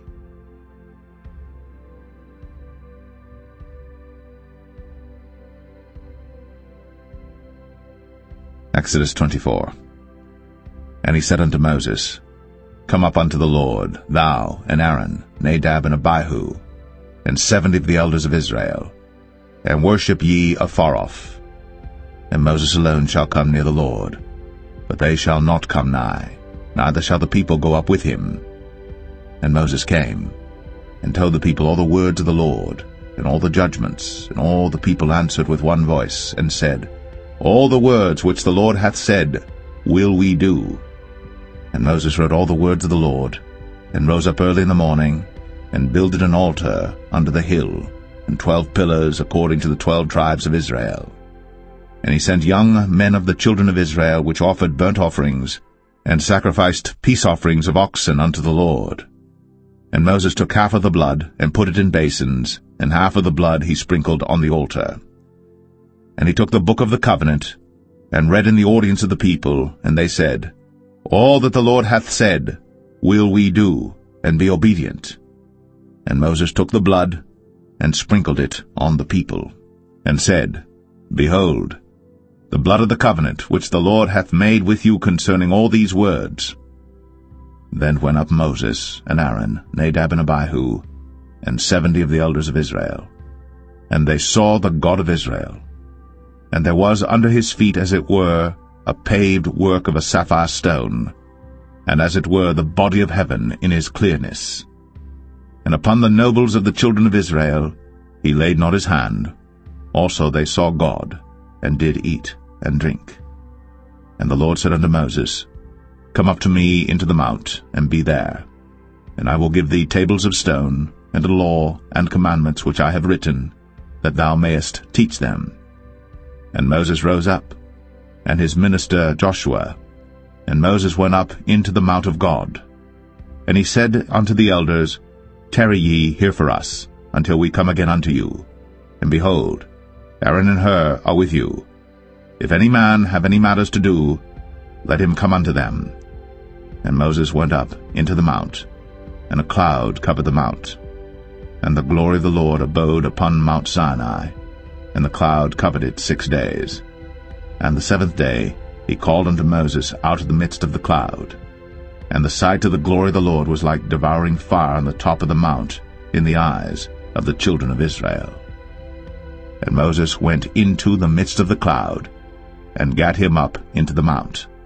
And Moses was in the mount 40 days and 40 nights.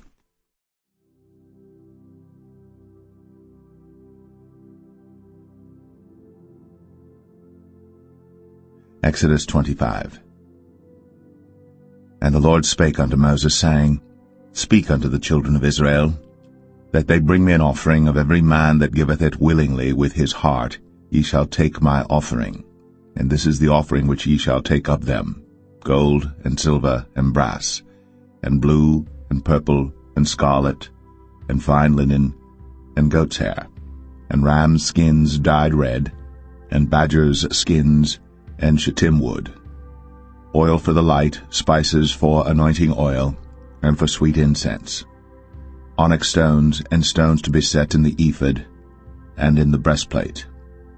And let them make me a sanctuary, that I may dwell among them, according to all that I show thee, after the pattern of the tabernacle, and the pattern of all the instruments thereof, even so shall ye make it. And they shall make an ark of shittim wood. 2 cubits and a half shall be the length thereof, and 1 cubit and a half the breadth thereof, and 1 cubit and a half the height thereof. And thou shalt overlay it with pure gold, within and without shalt thou overlay it. And shalt make upon it a crown of gold around about. And thou shalt cast 4 rings of gold for it, and put them in the 4 corners thereof. And 2 rings shall be in the one side of it, and 2 rings in the other side of it. And thou shalt make staves of shittim wood, and overlay them with gold. And thou shalt put the staves into the rings by the sides of the ark, that the ark may be borne with them. The staves shall be in the rings of the ark, they shall not be taken from it. And thou shalt put into the ark the testimony which I shall give thee. And thou shalt make a mercy seat of pure gold. 2 cubits and a half shall be the length thereof, and 1 cubit and a half the breadth thereof. And thou shalt make 2 cherubims of gold. Of beaten work shalt thou make them, in the 2 ends of the mercy seat. And make 1 cherub on the one end, and the other cherub on the other end. Even of the mercy seat shall ye make the cherubims on the 2 ends thereof. And the cherubims shall stretch forth their wings on high, covering the mercy seat with their wings, and their faces shall look one to another. Toward the mercy seat shall the faces of the cherubims be. And thou shalt put the mercy seat above upon the ark, and in the ark thou shalt put the testimony that I shall give thee. And there I will meet with thee, and I will commune with thee from above the mercy seat, from between the 2 cherubims which are upon the ark of the testimony, of all things which I will give thee in commandment unto the children of Israel. Thou shalt also make a table of shittim wood.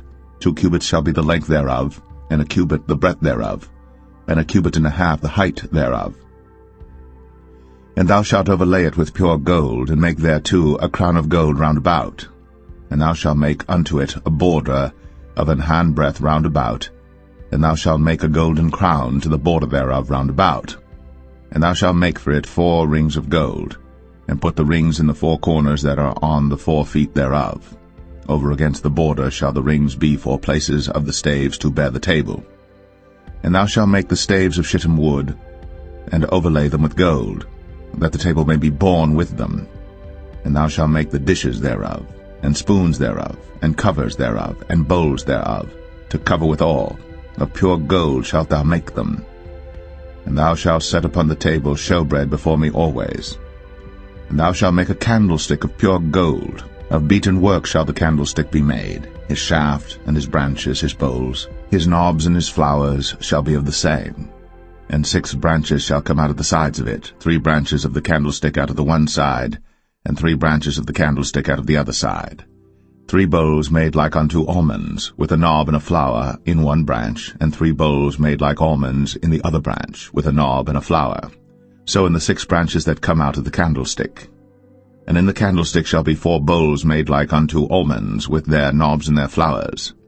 And there shall be a knob under 2 branches of the same, and a knob under 2 branches of the same, and a knob under 2 branches of the same, according to the 6 branches that proceed out of the candlestick. Their knobs and their branches shall be of the same. All it shall be one beaten work of pure gold. And thou shalt make the 7 lamps thereof, and they shall light the lamps thereof, that they may give light over against it. And the tongs thereof, and the snuff dishes thereof, shall be of pure gold. Of a talent of pure gold shall he make it with all these vessels. And look that thou make them after their pattern which was shown thee in the mount.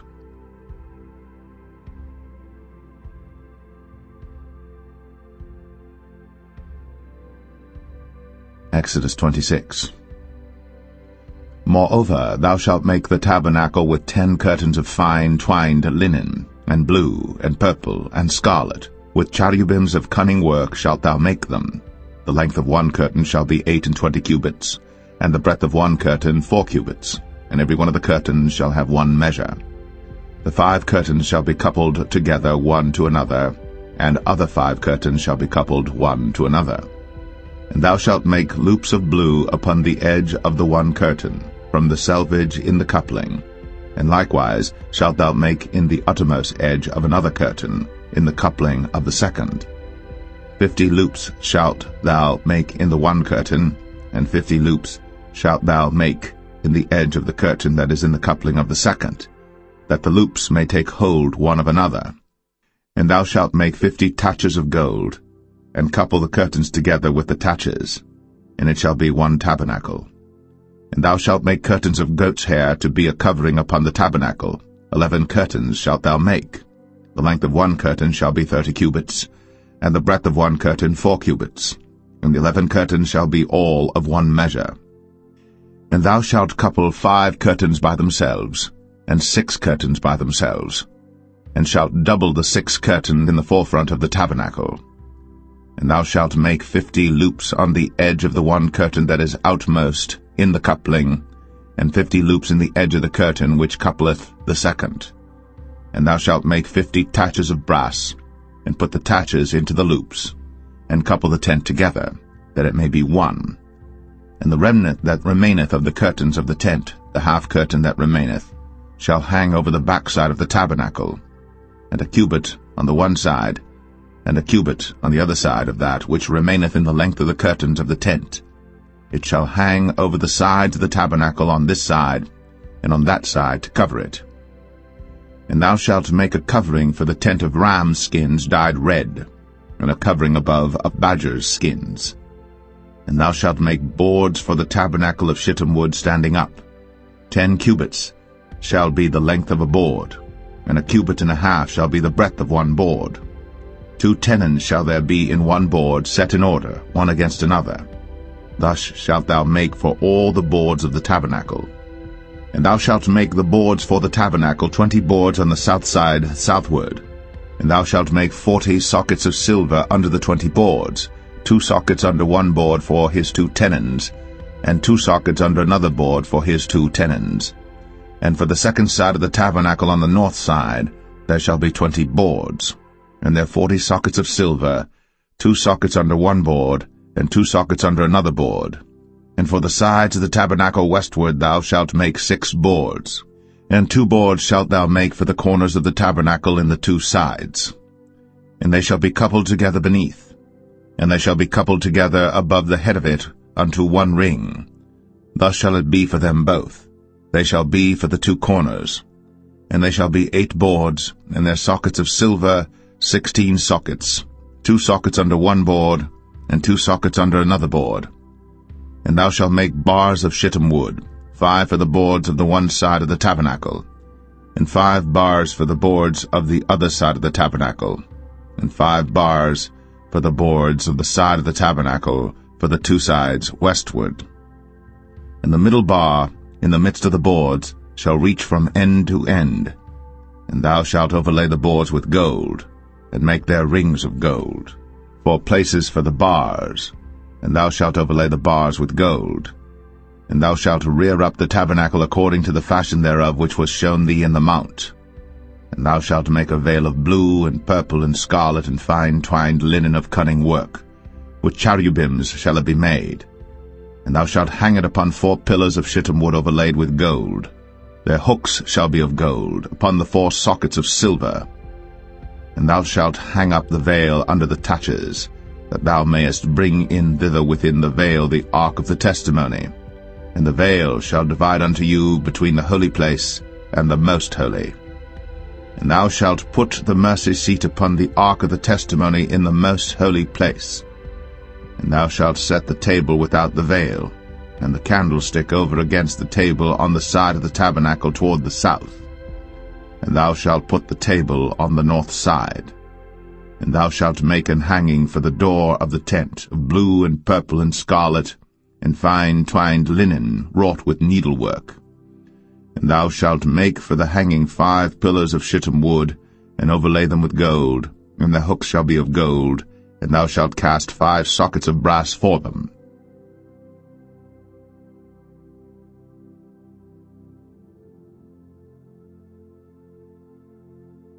Exodus 27. And thou shalt make an altar of shittim wood, 5 cubits long and 5 cubits broad. The altar shall be 4 square, and the height thereof shall be 3 cubits. And thou shalt make the horns of it upon the 4 corners thereof. His horns shall be of the same, and thou shalt overlay it with brass. And thou shalt make his pans to receive his ashes, and his shovels, and his basins, and his flesh hooks, and his fire pans. All the vessels thereof thou shalt make of brass. And thou shalt make for it a grate of network of brass, and upon the net shalt thou make 4 brazen rings in the 4 corners thereof. And thou shalt put it under the compass of the altar beneath, that the net may be even to the midst of the altar. And thou shalt make staves for the altar, staves of shittim wood, and overlay them with brass. And the staves shall be put into the rings, and the staves shall be upon the 2 sides of the altar to bear it. Hollow with boards shalt thou make it, as it was shown thee in the mount, so shall they make it. And thou shalt make the court of the tabernacle for the south side. Southward there shall be hangings for the court of fine twined linen, of 100 cubits long for one side. And the 20 pillars thereof, and their 20 sockets shall be of brass. The hooks of the pillars, and their fillets, shall be of silver.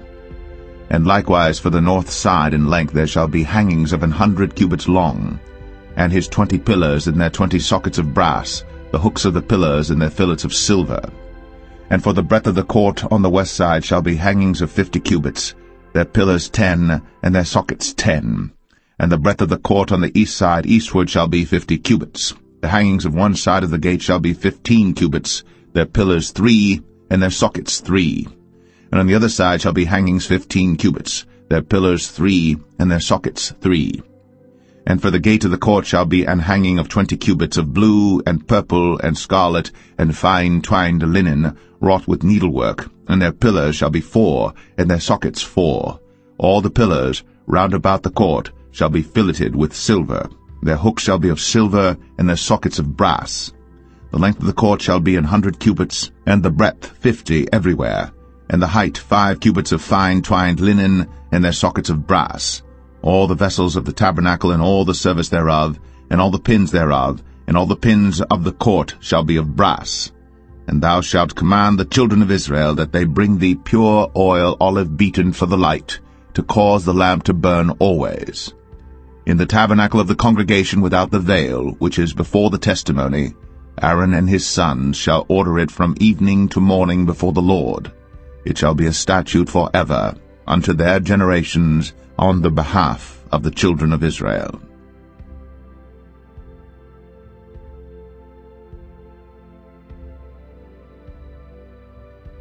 Exodus 28. And take thou unto thee Aaron thy brother, and his sons with him, from among the children of Israel, that he may minister unto me in the priest's office, even Aaron, Nadab, and Abihu, Eleazar, and Ithamar, Aaron's sons. And thou shalt make holy garments for Aaron thy brother, for glory and for beauty. And thou shalt speak unto all that are wise-hearted, whom I have filled with the spirit of wisdom, that they may make Aaron's garments to consecrate him, that he may minister unto me in the priest's office. And these are the garments which they shall make: a breastplate, and an ephod, and a robe, and a broidered coat, a mitre, and a girdle.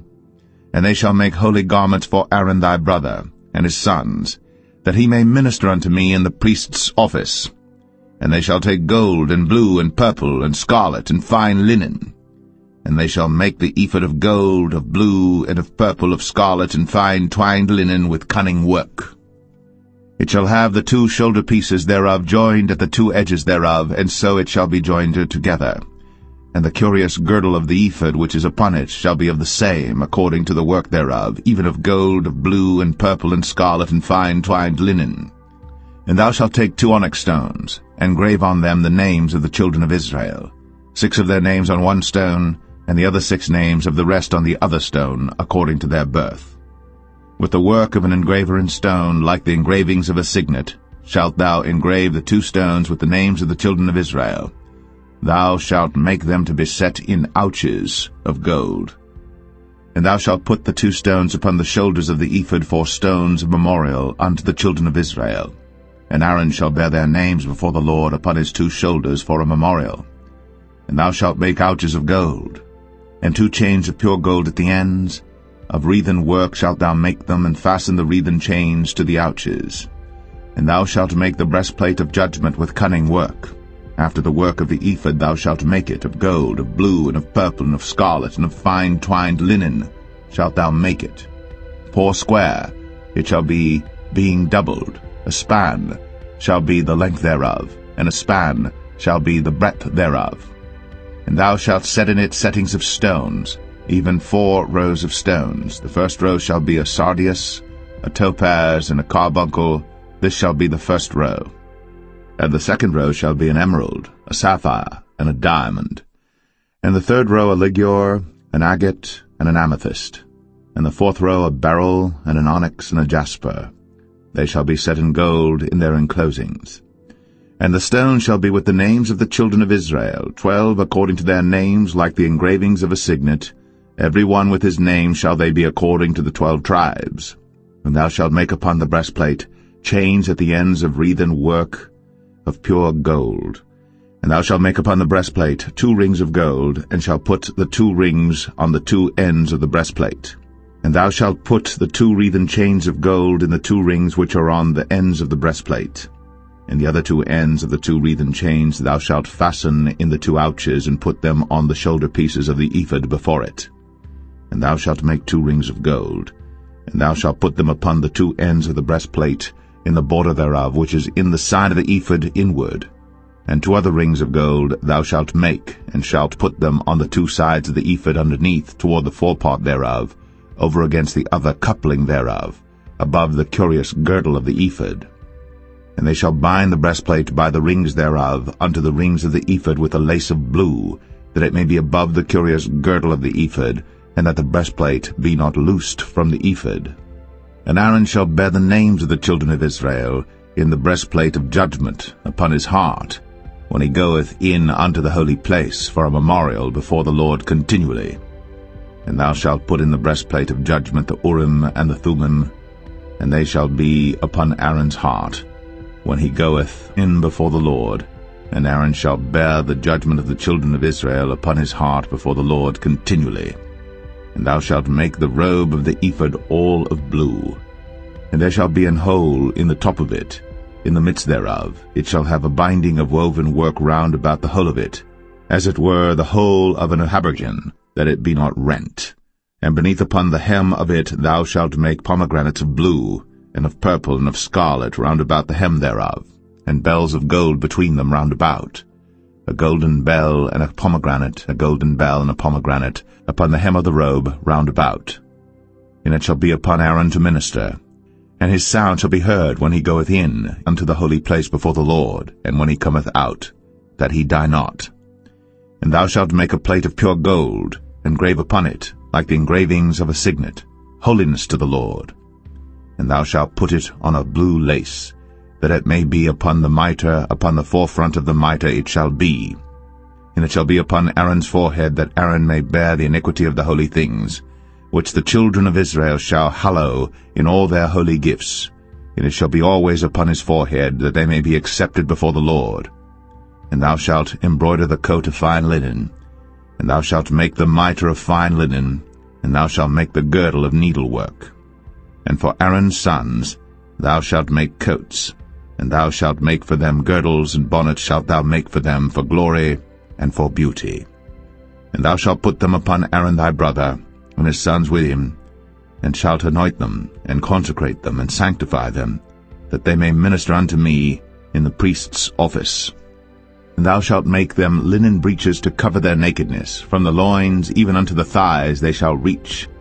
And they shall be upon Aaron and upon his sons when they come in unto the tabernacle of the congregation, or when they come near unto the altar to minister in the holy place, that they bear not iniquity and die.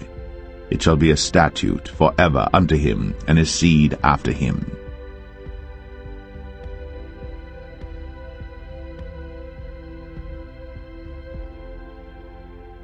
Exodus 29.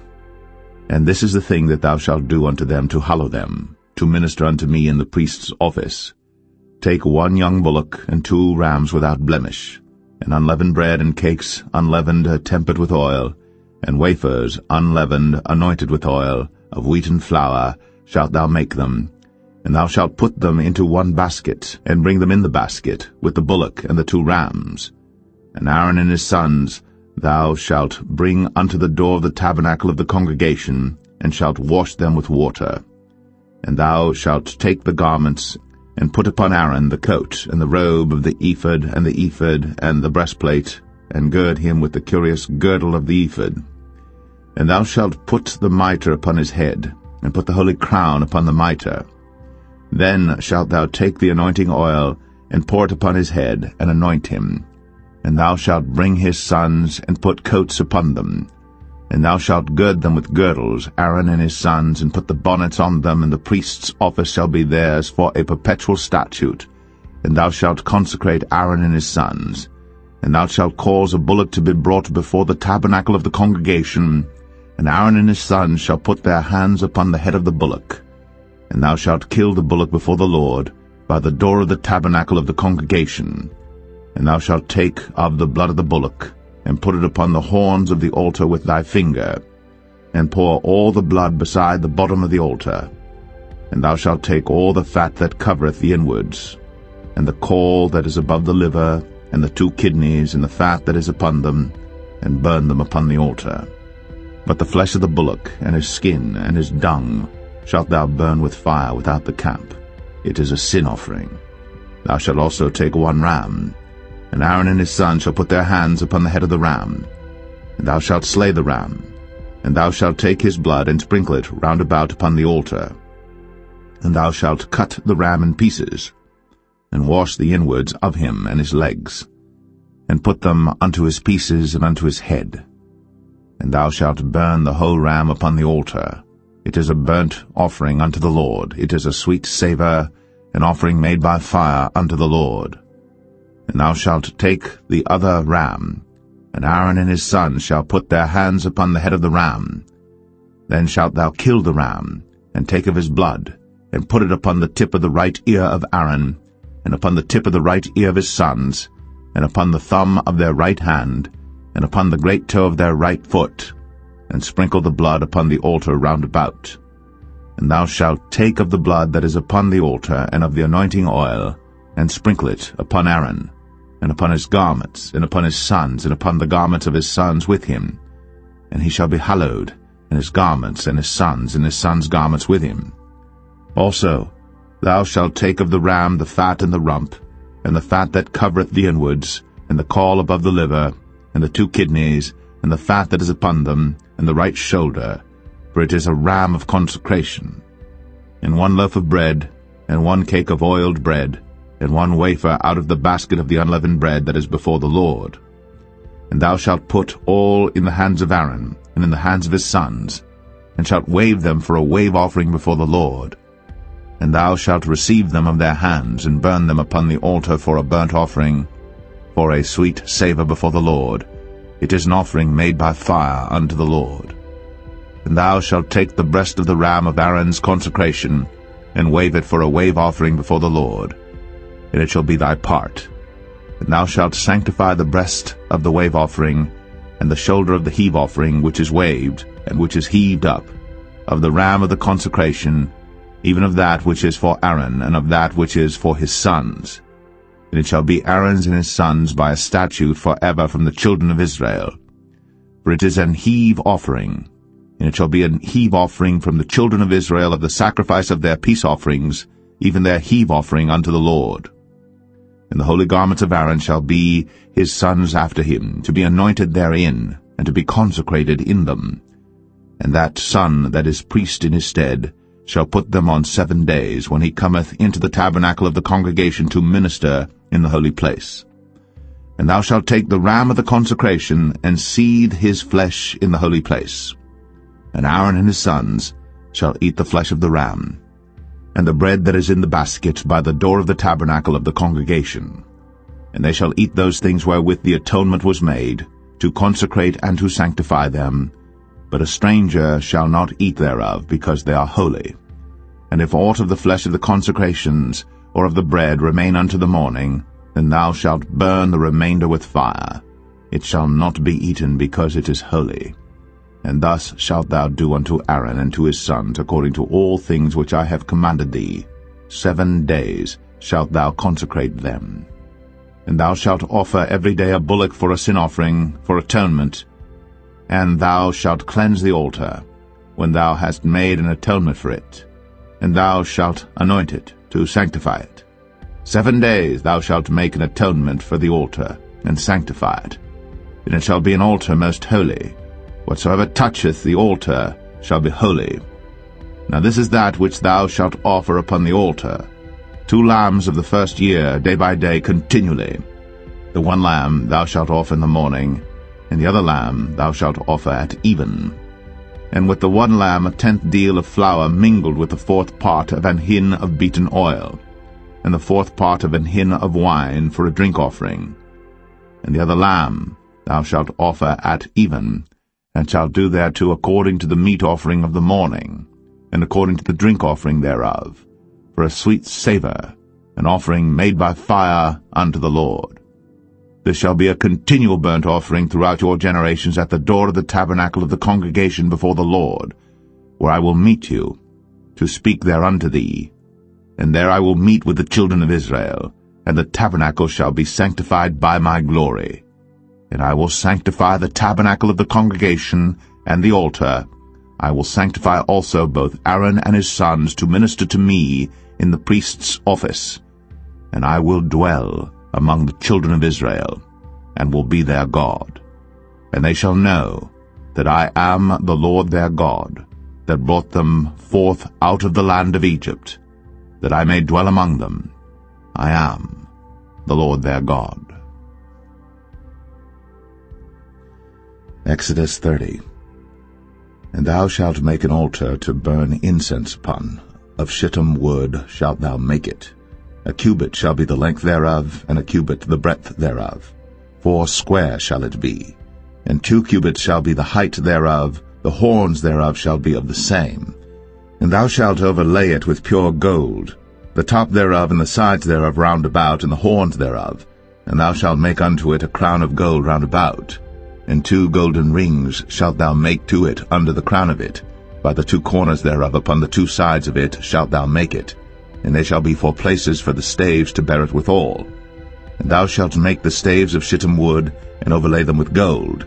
And thou shalt put it before the veil that is by the ark of the testimony, before the mercy seat that is over the testimony, where I will meet with thee.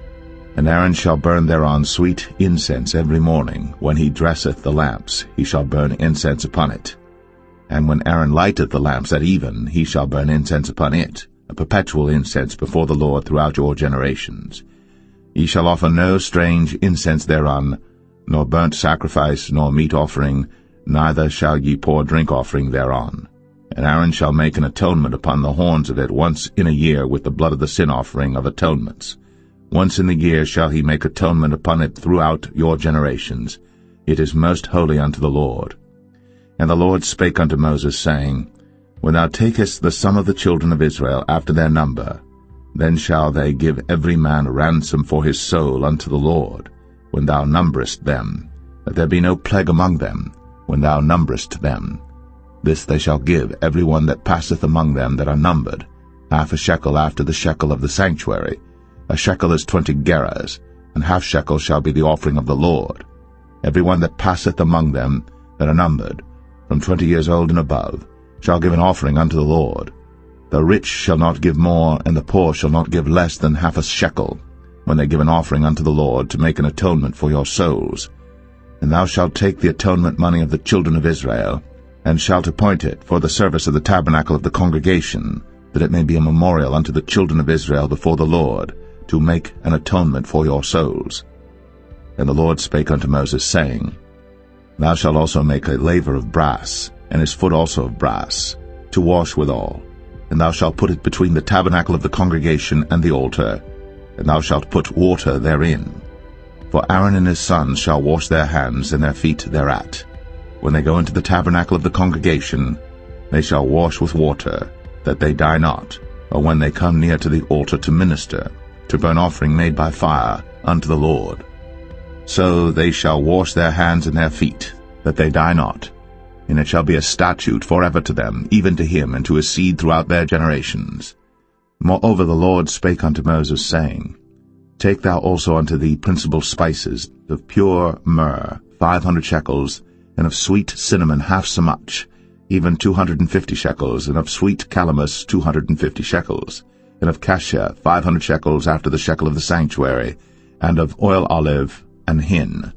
And thou shalt make it an oil of holy ointment, an ointment compound after the art of the apothecary.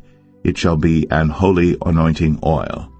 And thou shalt anoint the tabernacle of the congregation therewith, and the ark of the testimony, and the table and all his vessels, and the candlestick and his vessels, and the altar of incense, and the altar of burnt offering with all his vessels, and the laver and his foot.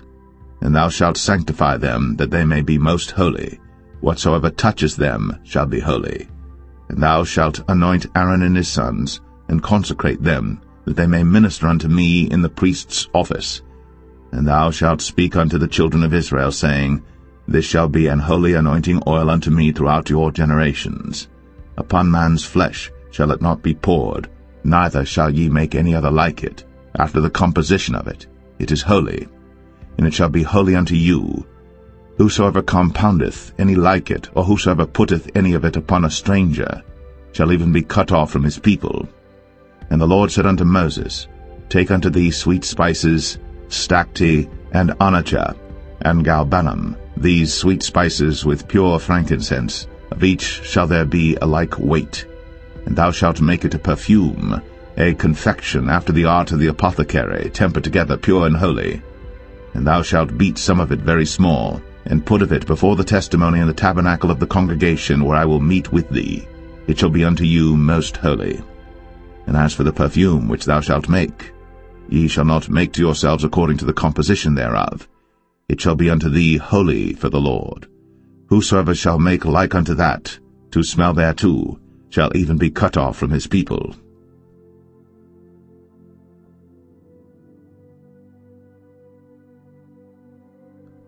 Exodus 31.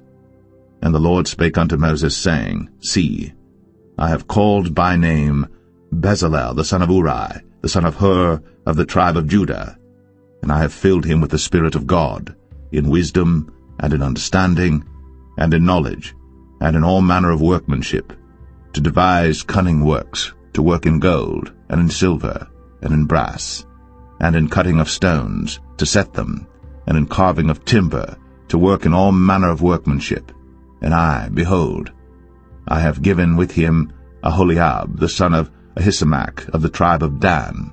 And in the hearts of all that are wise-hearted I have put wisdom, that they may make all that I have commanded thee: the tabernacle of the congregation, and the ark of the testimony, and the mercy seat that is thereupon, and all the furniture of the tabernacle, and the table, and his furniture, and the pure candlestick with all his furniture, and the altar of incense, and the altar of burnt offering with all his furniture, and the laver and his foot, and the cloths of service, and the holy garments for Aaron the priest, and the garments of his sons to minister in the priest's office, and the anointing oil, and sweet incense for the holy place, according to all that I have commanded thee shall they do. And the Lord spake unto Moses, saying, Speak thou also unto the children of Israel, saying, Verily, my Sabbaths ye shall keep, for it is a sign between me and you throughout your generations, that ye may know that I am the Lord that doth sanctify you.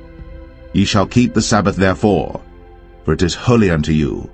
Every one that defileth it shall surely be put to death. For whosoever doeth any work therein, that soul shall be cut off from among his people. 6 days may work be done, but in the 7th is the Sabbath of rest, holy to the Lord. Whosoever doeth any work in the Sabbath day, he shall surely be put to death. Wherefore the children of Israel shall keep the Sabbath, to observe the Sabbath throughout their generations, for a perpetual covenant. It is a sign between me and the children of Israel forever. For in 6 days the Lord made heaven and earth, and on the 7th day he rested and was refreshed. And he gave unto Moses, when he had made an end of communing with him upon Mount Sinai, 2 tables of testimony, tables of stone, written with the finger of God.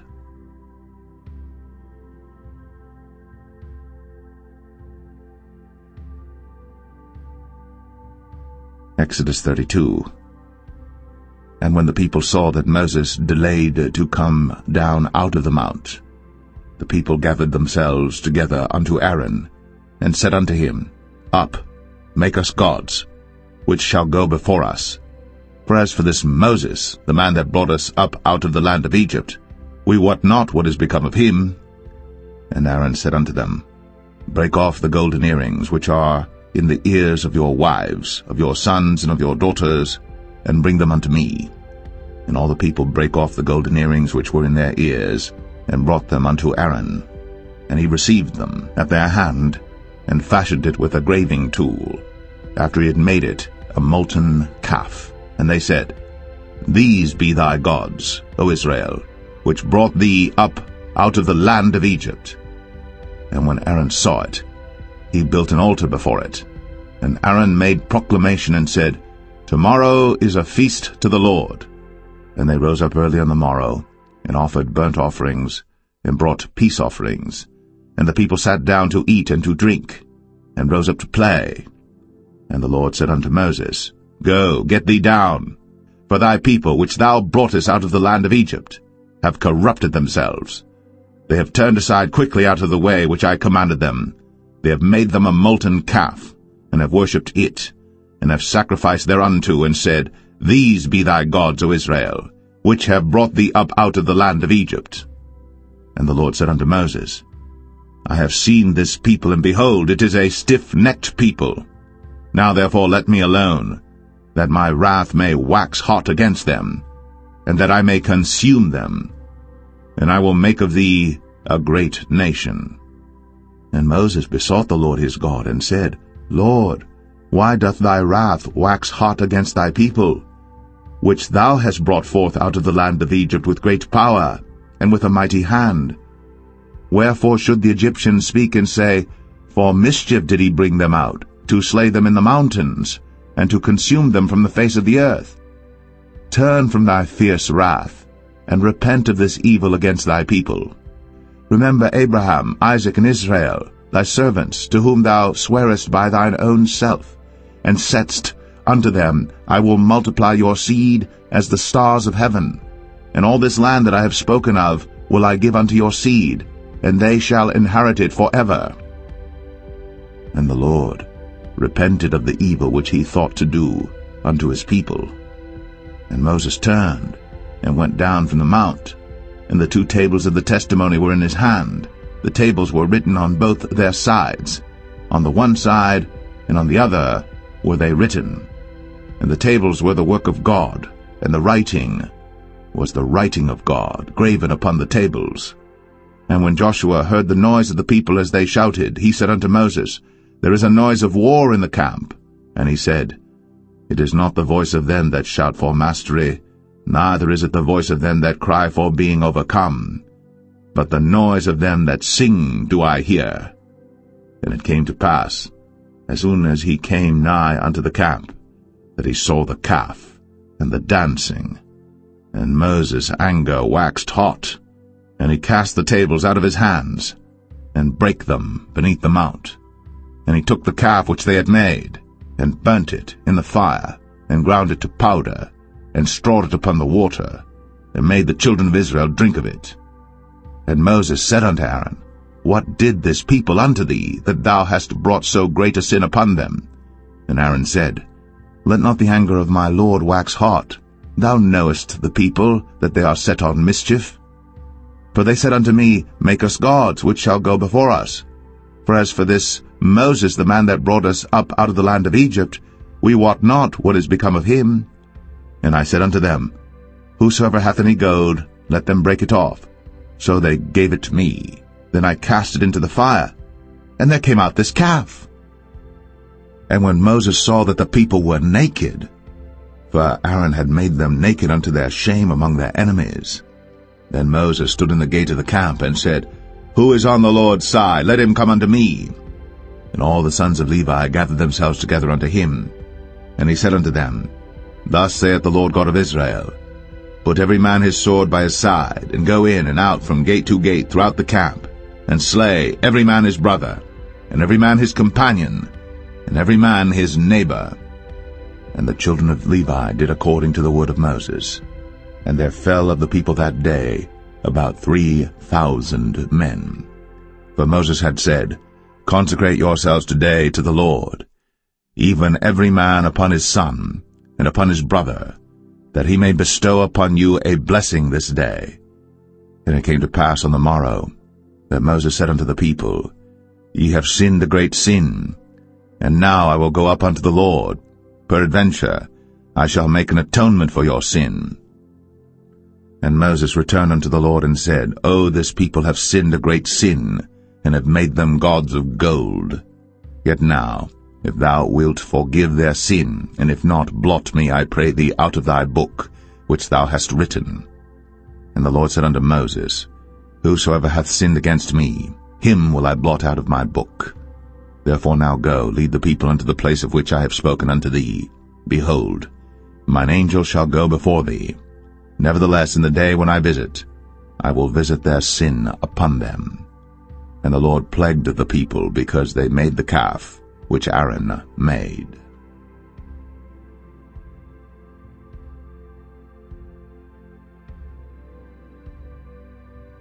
Exodus 33. And the Lord said unto Moses, Depart, and go up hence, thou, and the people which thou hast brought up out of the land of Egypt, unto the land which I sware unto Abraham, to Isaac, and to Jacob, saying, Unto thy seed will I give it. And I will send an angel before thee, and I will drive out the Canaanite, the Amorite, and the Hittite, and the Perizzite, the Hivite, and the Jebusite, unto a land flowing with milk and honey. For I will not go up in the midst of thee, for thou art a stiff-necked people, lest I consume thee in the way. And when the people heard these evil tidings, they mourned, and no man did put on him his ornaments. For the Lord had said unto Moses, Say unto the children of Israel, Ye are a stiff-necked people. I will come up into the midst of thee in a moment, and consume thee. Therefore now put off thy ornaments from thee, that I may know what to do unto thee. And the children of Israel stripped themselves of their ornaments by the mount Horeb. And Moses took the tabernacle, and pitched it without the camp, afar off from the camp, and called it the tabernacle of the congregation. And it came to pass that every one which sought the Lord went out unto the tabernacle of the congregation, which was without the camp. And it came to pass, when Moses went out unto the tabernacle, that all the people rose up, and stood every man at his tent door, and looked after Moses, until he was gone into the tabernacle. And it came to pass, as Moses entered into the tabernacle, the cloudy pillar descended, and stood at the door of the tabernacle, and the Lord talked with Moses. And all the people saw the cloudy pillar stand at the tabernacle door. And all the people rose up and worshipped, every man in his tent door. And the Lord spake unto Moses face to face, as a man speaketh unto his friend. And he turned again into the camp. But his servant Joshua the son of Nun, a young man, departed not out of the tabernacle. And Moses said unto the Lord, See, thou sayest unto me, Bring up this people, and thou hast not let me know whom thou wilt send with me. Yet thou hast said, I know thee by name, and thou hast also found grace in my sight. Now therefore, I pray thee, if I have found grace in thy sight, show me now thy way, that I may know thee, that I may find grace in thy sight, and consider that this nation is thy people. And he said, My presence shall go with thee, and I will give thee rest. And he said unto him, If thy presence go not with me, carry us not up hence. For wherein shall it be known here that I and thy people have found grace in thy sight? Is it not in that thou goest with us? So shall we be separated, I and thy people, from all the people that are upon the face of the earth. And the Lord said unto Moses, I will do this thing also that thou hast spoken, for thou hast found grace in my sight, and I know thee by name. And he said, I beseech thee, show me thy glory. And he said, I will make all my goodness pass before thee, and I will proclaim the name of the Lord before thee, and will be gracious to whom I will be gracious, and will show mercy on whom I will show mercy. And he said, Thou canst not see my face, for there shall no man see me and live. And the Lord said, Behold, there is a place by me, and thou shalt stand upon a rock. And it shall come to pass, while my glory passeth by, that I will put thee in a cleft of the rock, and will cover thee with my hand while I pass by. And I will take away mine hand, and thou shalt see my back parts, but my face shall not be seen.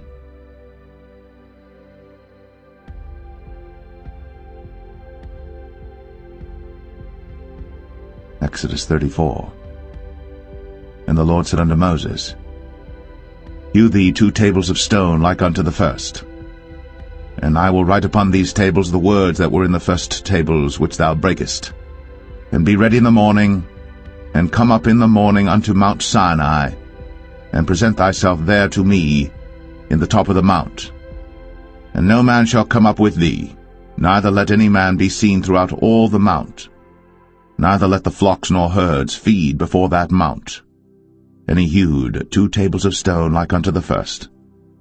And Moses rose up early in the morning, and went up unto Mount Sinai, as the Lord had commanded him, and took in his hand the 2 tables of stone.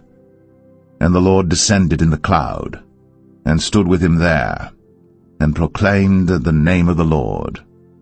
And the Lord passed by before him, and proclaimed, the Lord God, merciful and gracious, long-suffering, and abundant in goodness and truth, keeping mercy for thousands, forgiving iniquity, and transgression and sin, and that will by no means clear the guilty, visiting the iniquity of the fathers upon the children, and upon the children's children, unto the 3rd and to the 4th generation.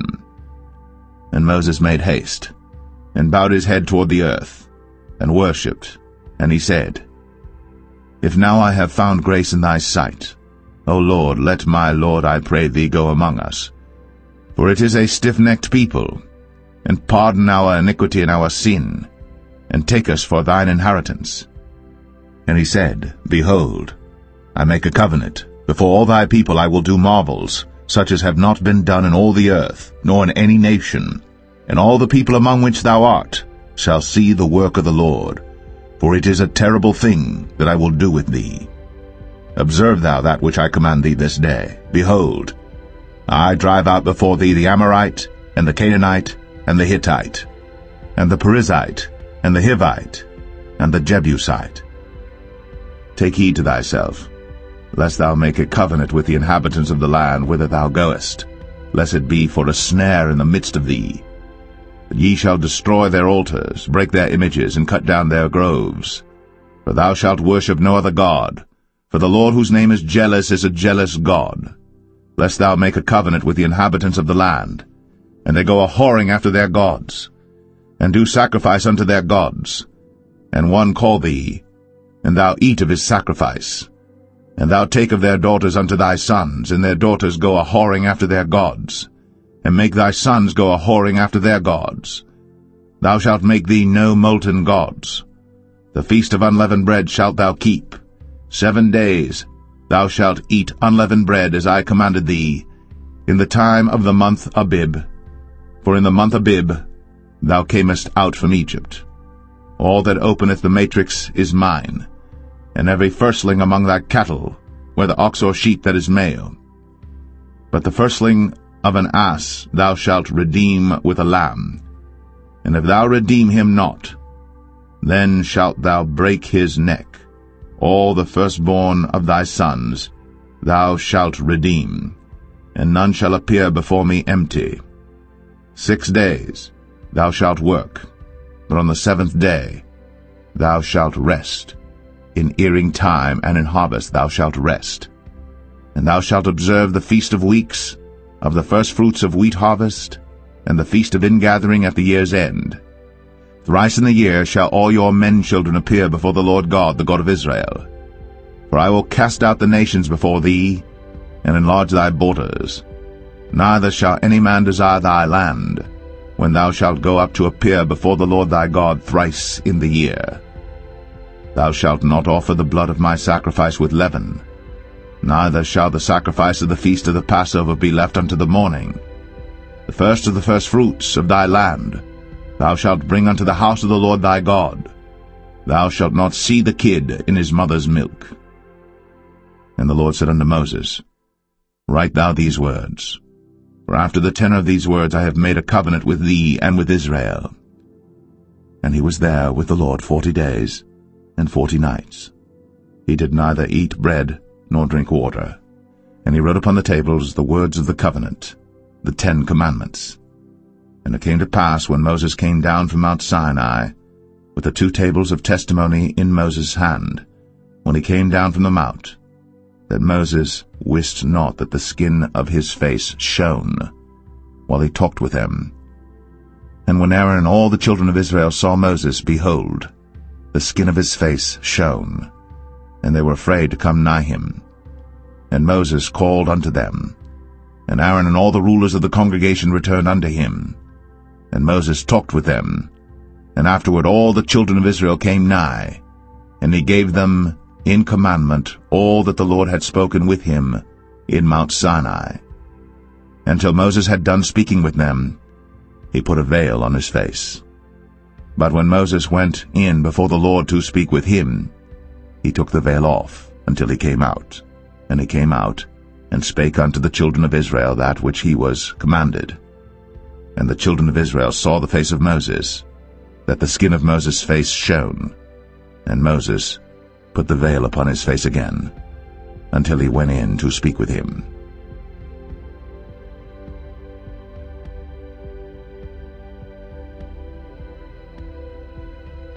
Exodus 35. And Moses gathered all the congregation of the children of Israel together, and said unto them, These are the words which the Lord hath commanded, that ye should do them. 6 days shall work be done, but on the 7th day there shall be to you an holy day, a Sabbath of rest to the Lord. Whosoever doeth work therein shall be put to death. Ye shall kindle no fire throughout your habitations upon the Sabbath day. And Moses spake unto all the congregation of the children of Israel, saying, This is the thing which the Lord commanded, saying, Take ye from among you an offering unto the Lord. Whosoever is of a willing heart, let him bring it, an offering of the Lord, gold and silver and brass, and blue and purple and scarlet and fine linen and goat's hair, and rams' skins dyed red, and badgers' skins, and shittim wood, and oil for the light, and spices for anointing oil, and for the sweet incense, and onyx stones, and stones to be set for the ephod and for the breastplate. And every wise-hearted among you shall come, and make all that the Lord hath commanded, the tabernacle, his tent, and his covering, his taches, and his boards, his bars, his pillars, and his sockets, the ark and the staves thereof, with the mercy seat and the veil of the covering, the table and his staves, and all his vessels, and the showbread, the candlestick also for the light, and his furniture, and his lamps, with the oil for the light, and the incense altar, and his staves, and the anointing oil, and the sweet incense, and the hanging for the door at the entering in of the tabernacle, the altar of burnt offering, with his brazen grate, his staves, and all his vessels, the laver and his foot, the hangings of the court, his pillars, and their sockets, and the hanging for the door of the court, the pins of the tabernacle, and the pins of the court, and their cords, the cloths of service, to do service in the holy place, the holy garments for Aaron the priest, and the garments of his sons to minister in the priest's office. And all the congregation of the children of Israel departed from the presence of Moses. And they came, every one whose heart stirred him up, and every one whom his spirit made willing. And they brought the Lord's offering to the work of the tabernacle of the congregation, and for all his service, and for the holy garments. And they came, both men and women, as many as were willing-hearted, and brought bracelets and earrings and rings and tablets, all jewels of gold. And every man that offered an offering of gold unto the Lord. And every man with whom was found blue and purple and scarlet and fine linen and goat's hair, and red skins of rams and badgers' skins brought them. Every one that did offer an offering of silver and brass brought the Lord's offering, and every man with whom was found shittim wood for any work of the service brought it. And all the women that were wise-hearted did spin with their hands, and brought that which they had spun, both of blue and of purple and of scarlet and of fine linen. And all the women whose heart stirred them up in wisdom spun goat's hair. And the rulers brought onyx stones, and stones to be set for the ephod and for the breastplate, and spice, and oil for the light, and for the anointing oil, and for the sweet incense. The children of Israel brought a willing offering unto the Lord, every man and woman whose heart made them willing to bring for all manner of work, which the Lord had commanded to be made by the hand of Moses. And Moses said unto the children of Israel, See, the Lord hath called by name Bezalel the son of Uri, the son of Hur, of the tribe of Judah. And he hath filled him with the Spirit of God, in wisdom, in understanding, and in knowledge, and in all manner of workmanship, and to devise curious works, to work in gold, and in silver, and in brass, and in the cutting of stones, to set them, and in carving of wood, to make any manner of cunning work. And he hath put in his heart that he may teach, both he and Aholiab, the son of Ahisamach, of the tribe of Dan. Them hath he filled with wisdom of heart, to work all manner of work, of the engraver, and of the cunning workman, and of the embroiderer, in blue, and in purple, and scarlet, and in fine linen, and of the weaver, even of them that do any work, and of those that devise cunning work.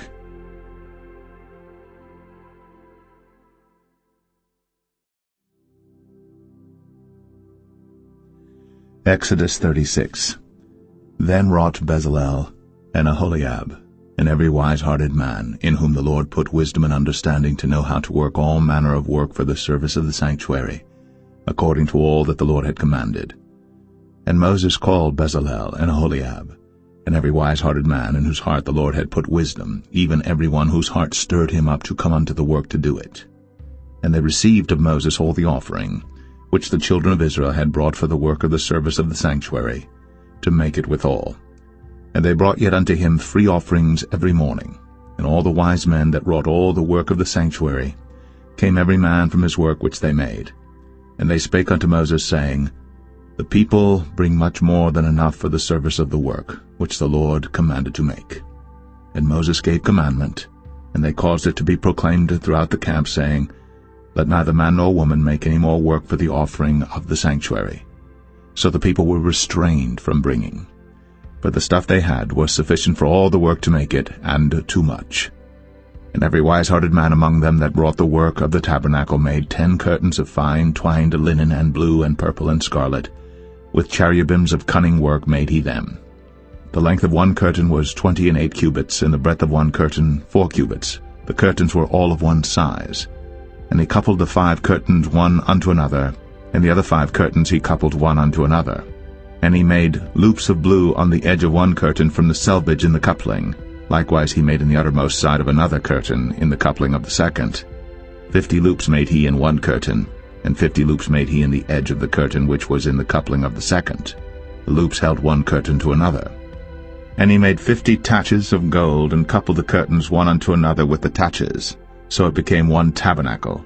And he made curtains of goat's hair for the tent over the tabernacle. 11 curtains he made them. The length of one curtain was 30 cubits, and 4 cubits was the breadth of one curtain. The 11 curtains were of one size. And he coupled 5 curtains by themselves, and 6 curtains by themselves. And he made 50 loops upon the uttermost edge of the curtain in the coupling, and 50 loops made he upon the edge of the curtain which coupleth the second. And he made 50 taches of brass to couple the tent together, that it might be one.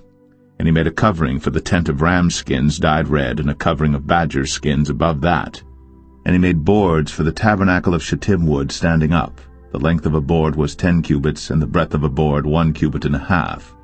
One board had 2 tenons, equally distant one from another. Thus did he make for all the boards of the tabernacle.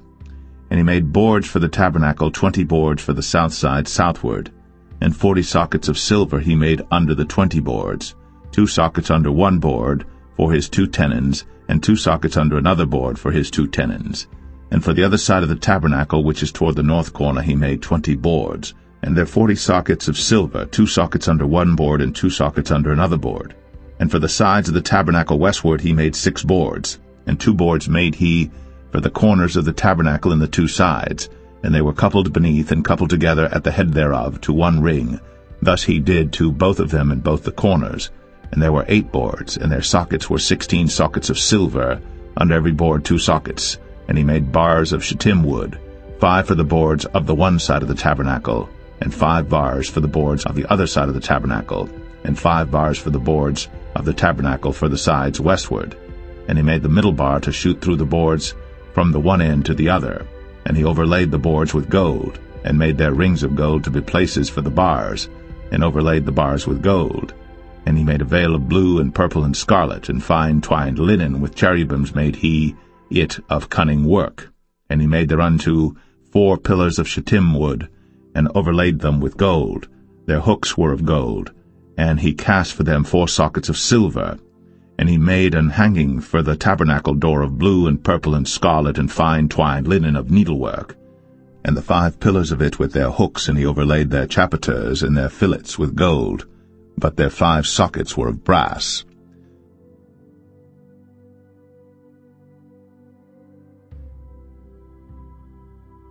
Exodus 37.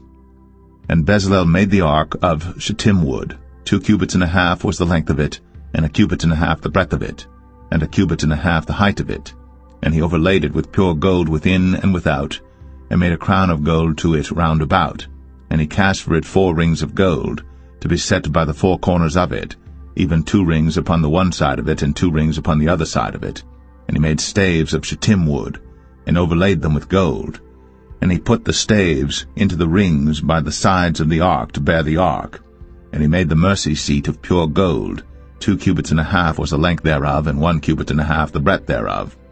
And he made 2 cherubims of gold, beaten out of one piece made he them, on the 2 ends of the mercy seat, 1 cherub on the end on this side, and another cherub on the other end on that side.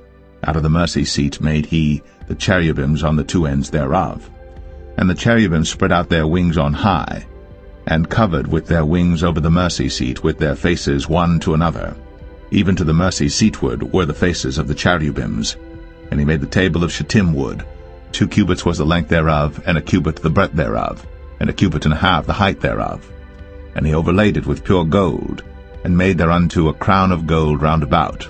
Also he made thereunto a border of an handbreadth round about, and made a crown of gold for the border thereof round about. And he cast for it 4 rings of gold, and put the rings upon the 4 corners that were in the 4 feet thereof. Over against the border were the rings, the places for the staves to bear the table. And he made the staves of shittim wood, and overlaid them with gold to bear the table. And he made the vessels which were upon the table, his dishes, and his spoons, and his bowls, and his covers, to cover withal of pure gold. And he made the candlestick of pure gold. Of beaten work made he the candlestick. His shaft and his branch, his bowls, his knobs, and his flowers were of the same. And 6 branches going out of the sides thereof, 3 branches of the candlestick out of the one side thereof, and 3 branches of the candlestick out of the other side thereof. 3 bowls made after the fashion of almonds in one branch, a knob and a flower, and 3 bowls made like almonds in another branch, a knob and a flower. So throughout the 6 branches, going out of the candlestick. And in the candlestick were 4 bowls made like almonds, his knobs and his flowers, and a knob under 2 branches of the same, and a knob under 2 branches of the same, and a knob under 2 branches of the same, according to the 6 branches going out of it. Their knobs and their branches were of the same. All of it was one beaten work of pure gold. And he made his 7 lamps and his snuffers and his snuff dishes of pure gold. Of a talent of pure gold made he it, and all the vessels thereof. And he made the incense altar of shittim wood. The length of it was 1 cubit, the breadth of it 1 cubit. It was 4 square, and 2 cubits was the height of it. The horns thereof were of the same. And he overlaid it with pure gold, both the top of it and the sides thereof round about, and the horns of it. Also he made unto it a crown of gold round about. And he made 2 rings of gold for it under the crown thereof, by the 2 corners of it upon the 2 sides thereof, to be places for the staves to bear it withal. And he made the staves of shittim wood, and overlaid them with gold. And he made the holy anointing oil, and the pure incense of sweet spices, according to the work of the apothecary.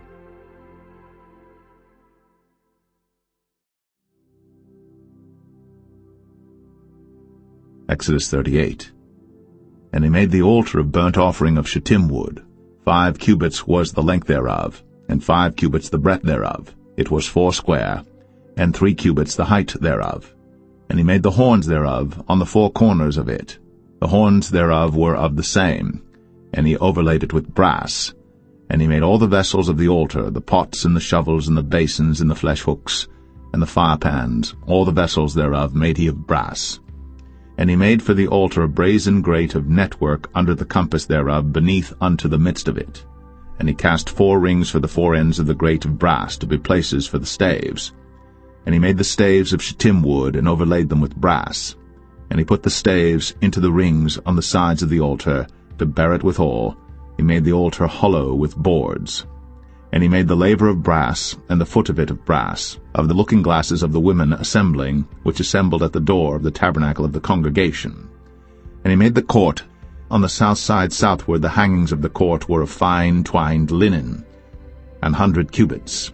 Their pillars were 20, and their brazen sockets 20. The hooks of the pillars and their fillets were of silver. And for the north side the hangings were 100 cubits, their pillars were 20, and their sockets of brass 20. The hooks of the pillars and their fillets of silver. And for the west side were hangings of 50 cubits, their pillars 10, and their sockets 10, the hooks of the pillars and their fillets of silver. And for the east side eastward 50 cubits. The hangings of the one side of the gate were 15 cubits, their pillars 3, and their sockets 3.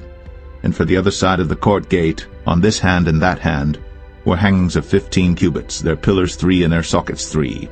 All the hangings of the court round about were of fine twined linen, and the sockets for the pillars were of brass, the hooks of the pillars and their fillets of silver, and the overlaying of their chapiters of silver, and all the pillars of the court were filleted with silver. And the hanging for the gate of the court was needlework, of blue and purple and scarlet and fine twined linen, and 20 cubits was the length, and the height and the breadth was 5 cubits, answerable to the hangings of the court.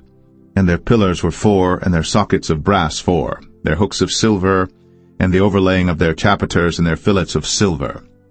And all the pins of the tabernacle and of the court round about were of brass. This is the sum of the tabernacle, even of the tabernacle of testimony, as it was counted, according to the commandment of Moses, for the service of the Levites, by the hand of Ithamar, son to Aaron the priest. And Bezalel, the son of Uri, the son of Hur, of the tribe of Judah, made all that the Lord commanded Moses. And with him was Aholiab, son of Ahisamach, of the tribe of Dan, an engraver, and a cunning workman, and an embroiderer in blue, and in purple, and in scarlet, and fine linen. All the gold that was occupied for the work in all the work of the holy place, even the gold of the offering, was 29 talents, and 730 shekels after the shekel of the sanctuary. And the silver of them that were numbered of the congregation was 100 talents, and 1,760 shekels after the shekel of the sanctuary. A bekah for every man, that is, half a shekel, after the shekel of the sanctuary, for every one that went to be numbered, from 20 years old and upward, for 600,000 and 3,550 men. And of the 100 talents of silver were cast the sockets of the sanctuary, and the sockets of the veil, and 100 sockets of the 100 talents, a talent for a socket. And of the 1,775 shekels he made hooks for the pillars, and overlaid their chapiters, and filleted them. And the brass of the offering was 70 talents, and 2,400 shekels. And therewith he made the sockets to the door of the tabernacle of the congregation, and the brazen altar, and the brazen grate for it, and all the vessels of the altar, and the sockets of the court round about, and the sockets of the court gate, and all the pins of the tabernacle, and all the pins of the court round about.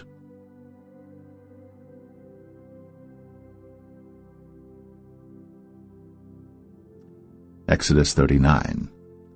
And of the blue, and purple, and scarlet they made cloths of service, to do service in the holy place, and made the holy garments for Aaron, as the Lord commanded Moses.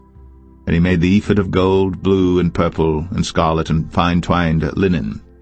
And they did beat the gold into thin plates, and cut it into wires, to work it in the blue, and in the purple, and in the scarlet, and in the fine linen, with cunning work. They made shoulder pieces for it, to couple it together. By the 2 edges was it coupled together.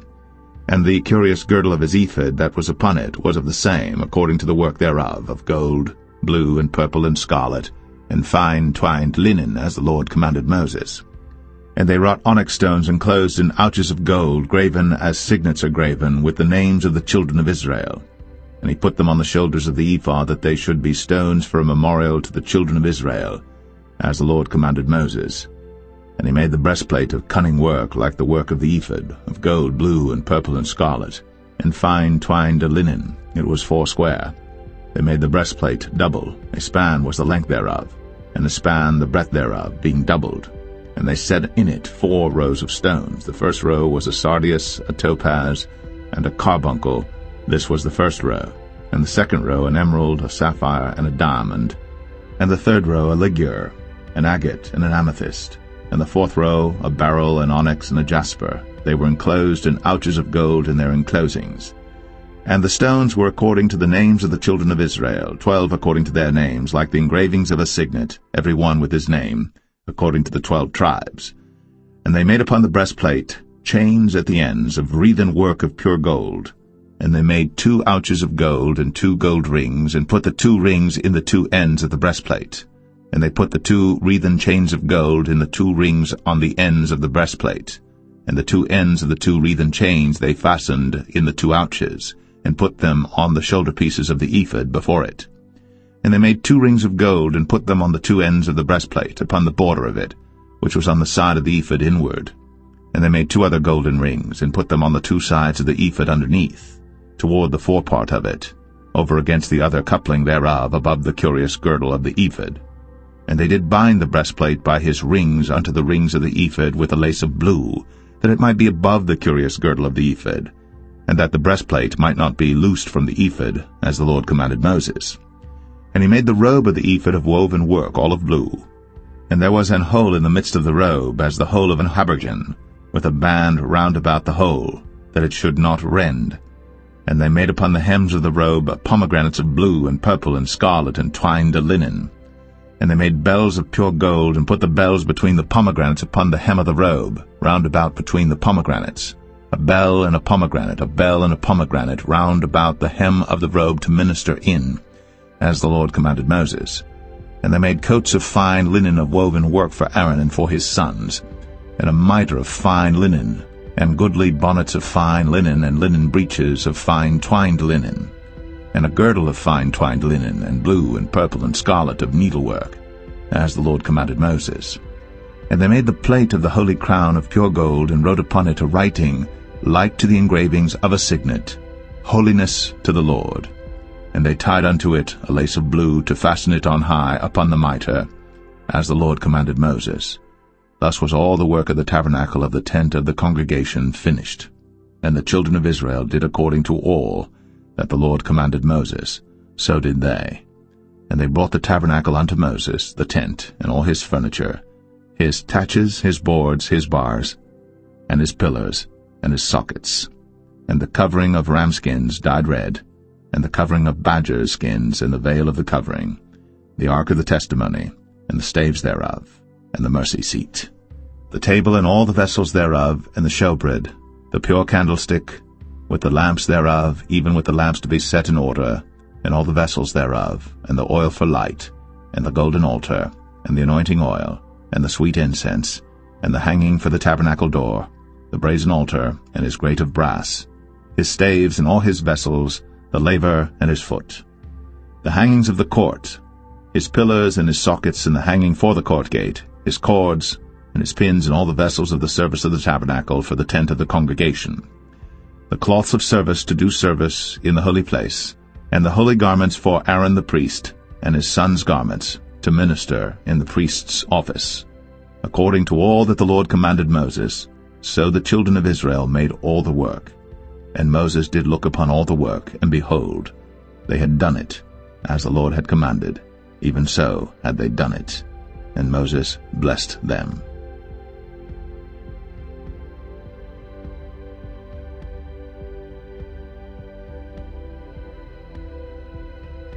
Exodus 40. And the Lord spake unto Moses, saying, On the 1st day of the 1st month shalt thou set up the tabernacle of the tent of the congregation, and thou shalt put therein the ark of the testimony, and cover the ark with the veil.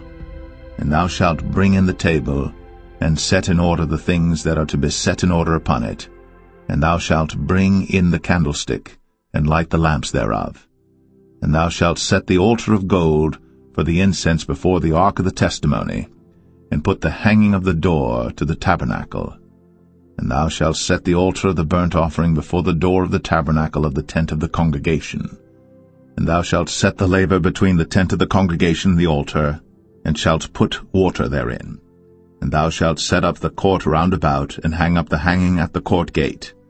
And thou shalt take the anointing oil, and anoint the tabernacle, and all that is therein, and shalt hallow it, and all the vessels thereof, and it shall be holy. And thou shalt anoint the altar of the burnt offering, and all his vessels, and sanctify the altar, and it shall be an altar most holy. And thou shalt anoint the laver and his foot, and sanctify it. And thou shalt bring Aaron and his sons unto the door of the tabernacle of the congregation, and wash them with water. And thou shalt put upon Aaron the holy garments, and anoint him, and sanctify him, that he may minister unto me in the priest's office. And thou shalt bring his sons, and clothe them with coats. And thou shalt anoint them, as thou didst anoint their father, that they may minister unto me in the priest's office, for their anointing shall surely be an everlasting priesthood throughout their generations. Thus did Moses. According to all that the Lord commanded him, so did he. And it came to pass in the 1st month, in the 2nd year, on the 1st day of the month, that the tabernacle was reared up. And Moses reared up the tabernacle, and fastened his sockets, and set up the boards thereof, and put in the bars thereof, and reared up his pillars. And he spread abroad the tent over the tabernacle, and put the covering of the tent above upon it, as the Lord commanded Moses. And he took and put the testimony into the ark, and set the staves on the ark, and put the mercy seat above upon the ark. And he brought the ark into the tabernacle, and set up the veil of the covering, and covered the ark of the testimony, as the Lord commanded Moses. And he put the table in the tent of the congregation upon the side of the tabernacle northward without the veil. And he set the bread in order upon it before the Lord, as the Lord had commanded Moses. And he put the candlestick in the tent of the congregation over against the table on the side of the tabernacle southward. And he lighted the lamps before the Lord, as the Lord commanded Moses. And he put the golden altar in the tent of the congregation before the veil. And he burnt sweet incense thereon, as the Lord commanded Moses. And he set up the hanging at the door of the tabernacle. And he put the altar of burnt offering by the door of the tabernacle of the tent of the congregation, and offered upon it the burnt offering and the meat offering, as the Lord commanded Moses. And he set the laver between the tent of the congregation and the altar, and put water there to wash withal. And Moses and Aaron and his sons washed their hands, and their feet thereat, when they went into the tent of the congregation, and when they came near unto the altar, they washed, as the Lord commanded Moses. And he reared up the court round about the tabernacle and the altar, and set up the hanging of the court gate. So Moses finished the work. Then a cloud covered the tent of the congregation, and the glory of the Lord filled the tabernacle. And Moses was not able to enter into the tent of the congregation, because the cloud abode thereon, and the glory of the Lord filled the tabernacle. And when the cloud was taken up from over the tabernacle, the children of Israel went onward in all their journeys. But if the cloud were not taken up, then they journeyed not till the day that it was taken up. For the cloud of the Lord was upon the tabernacle by day, and fire was on it by night, in the sight of all the house of Israel, throughout all their journeys.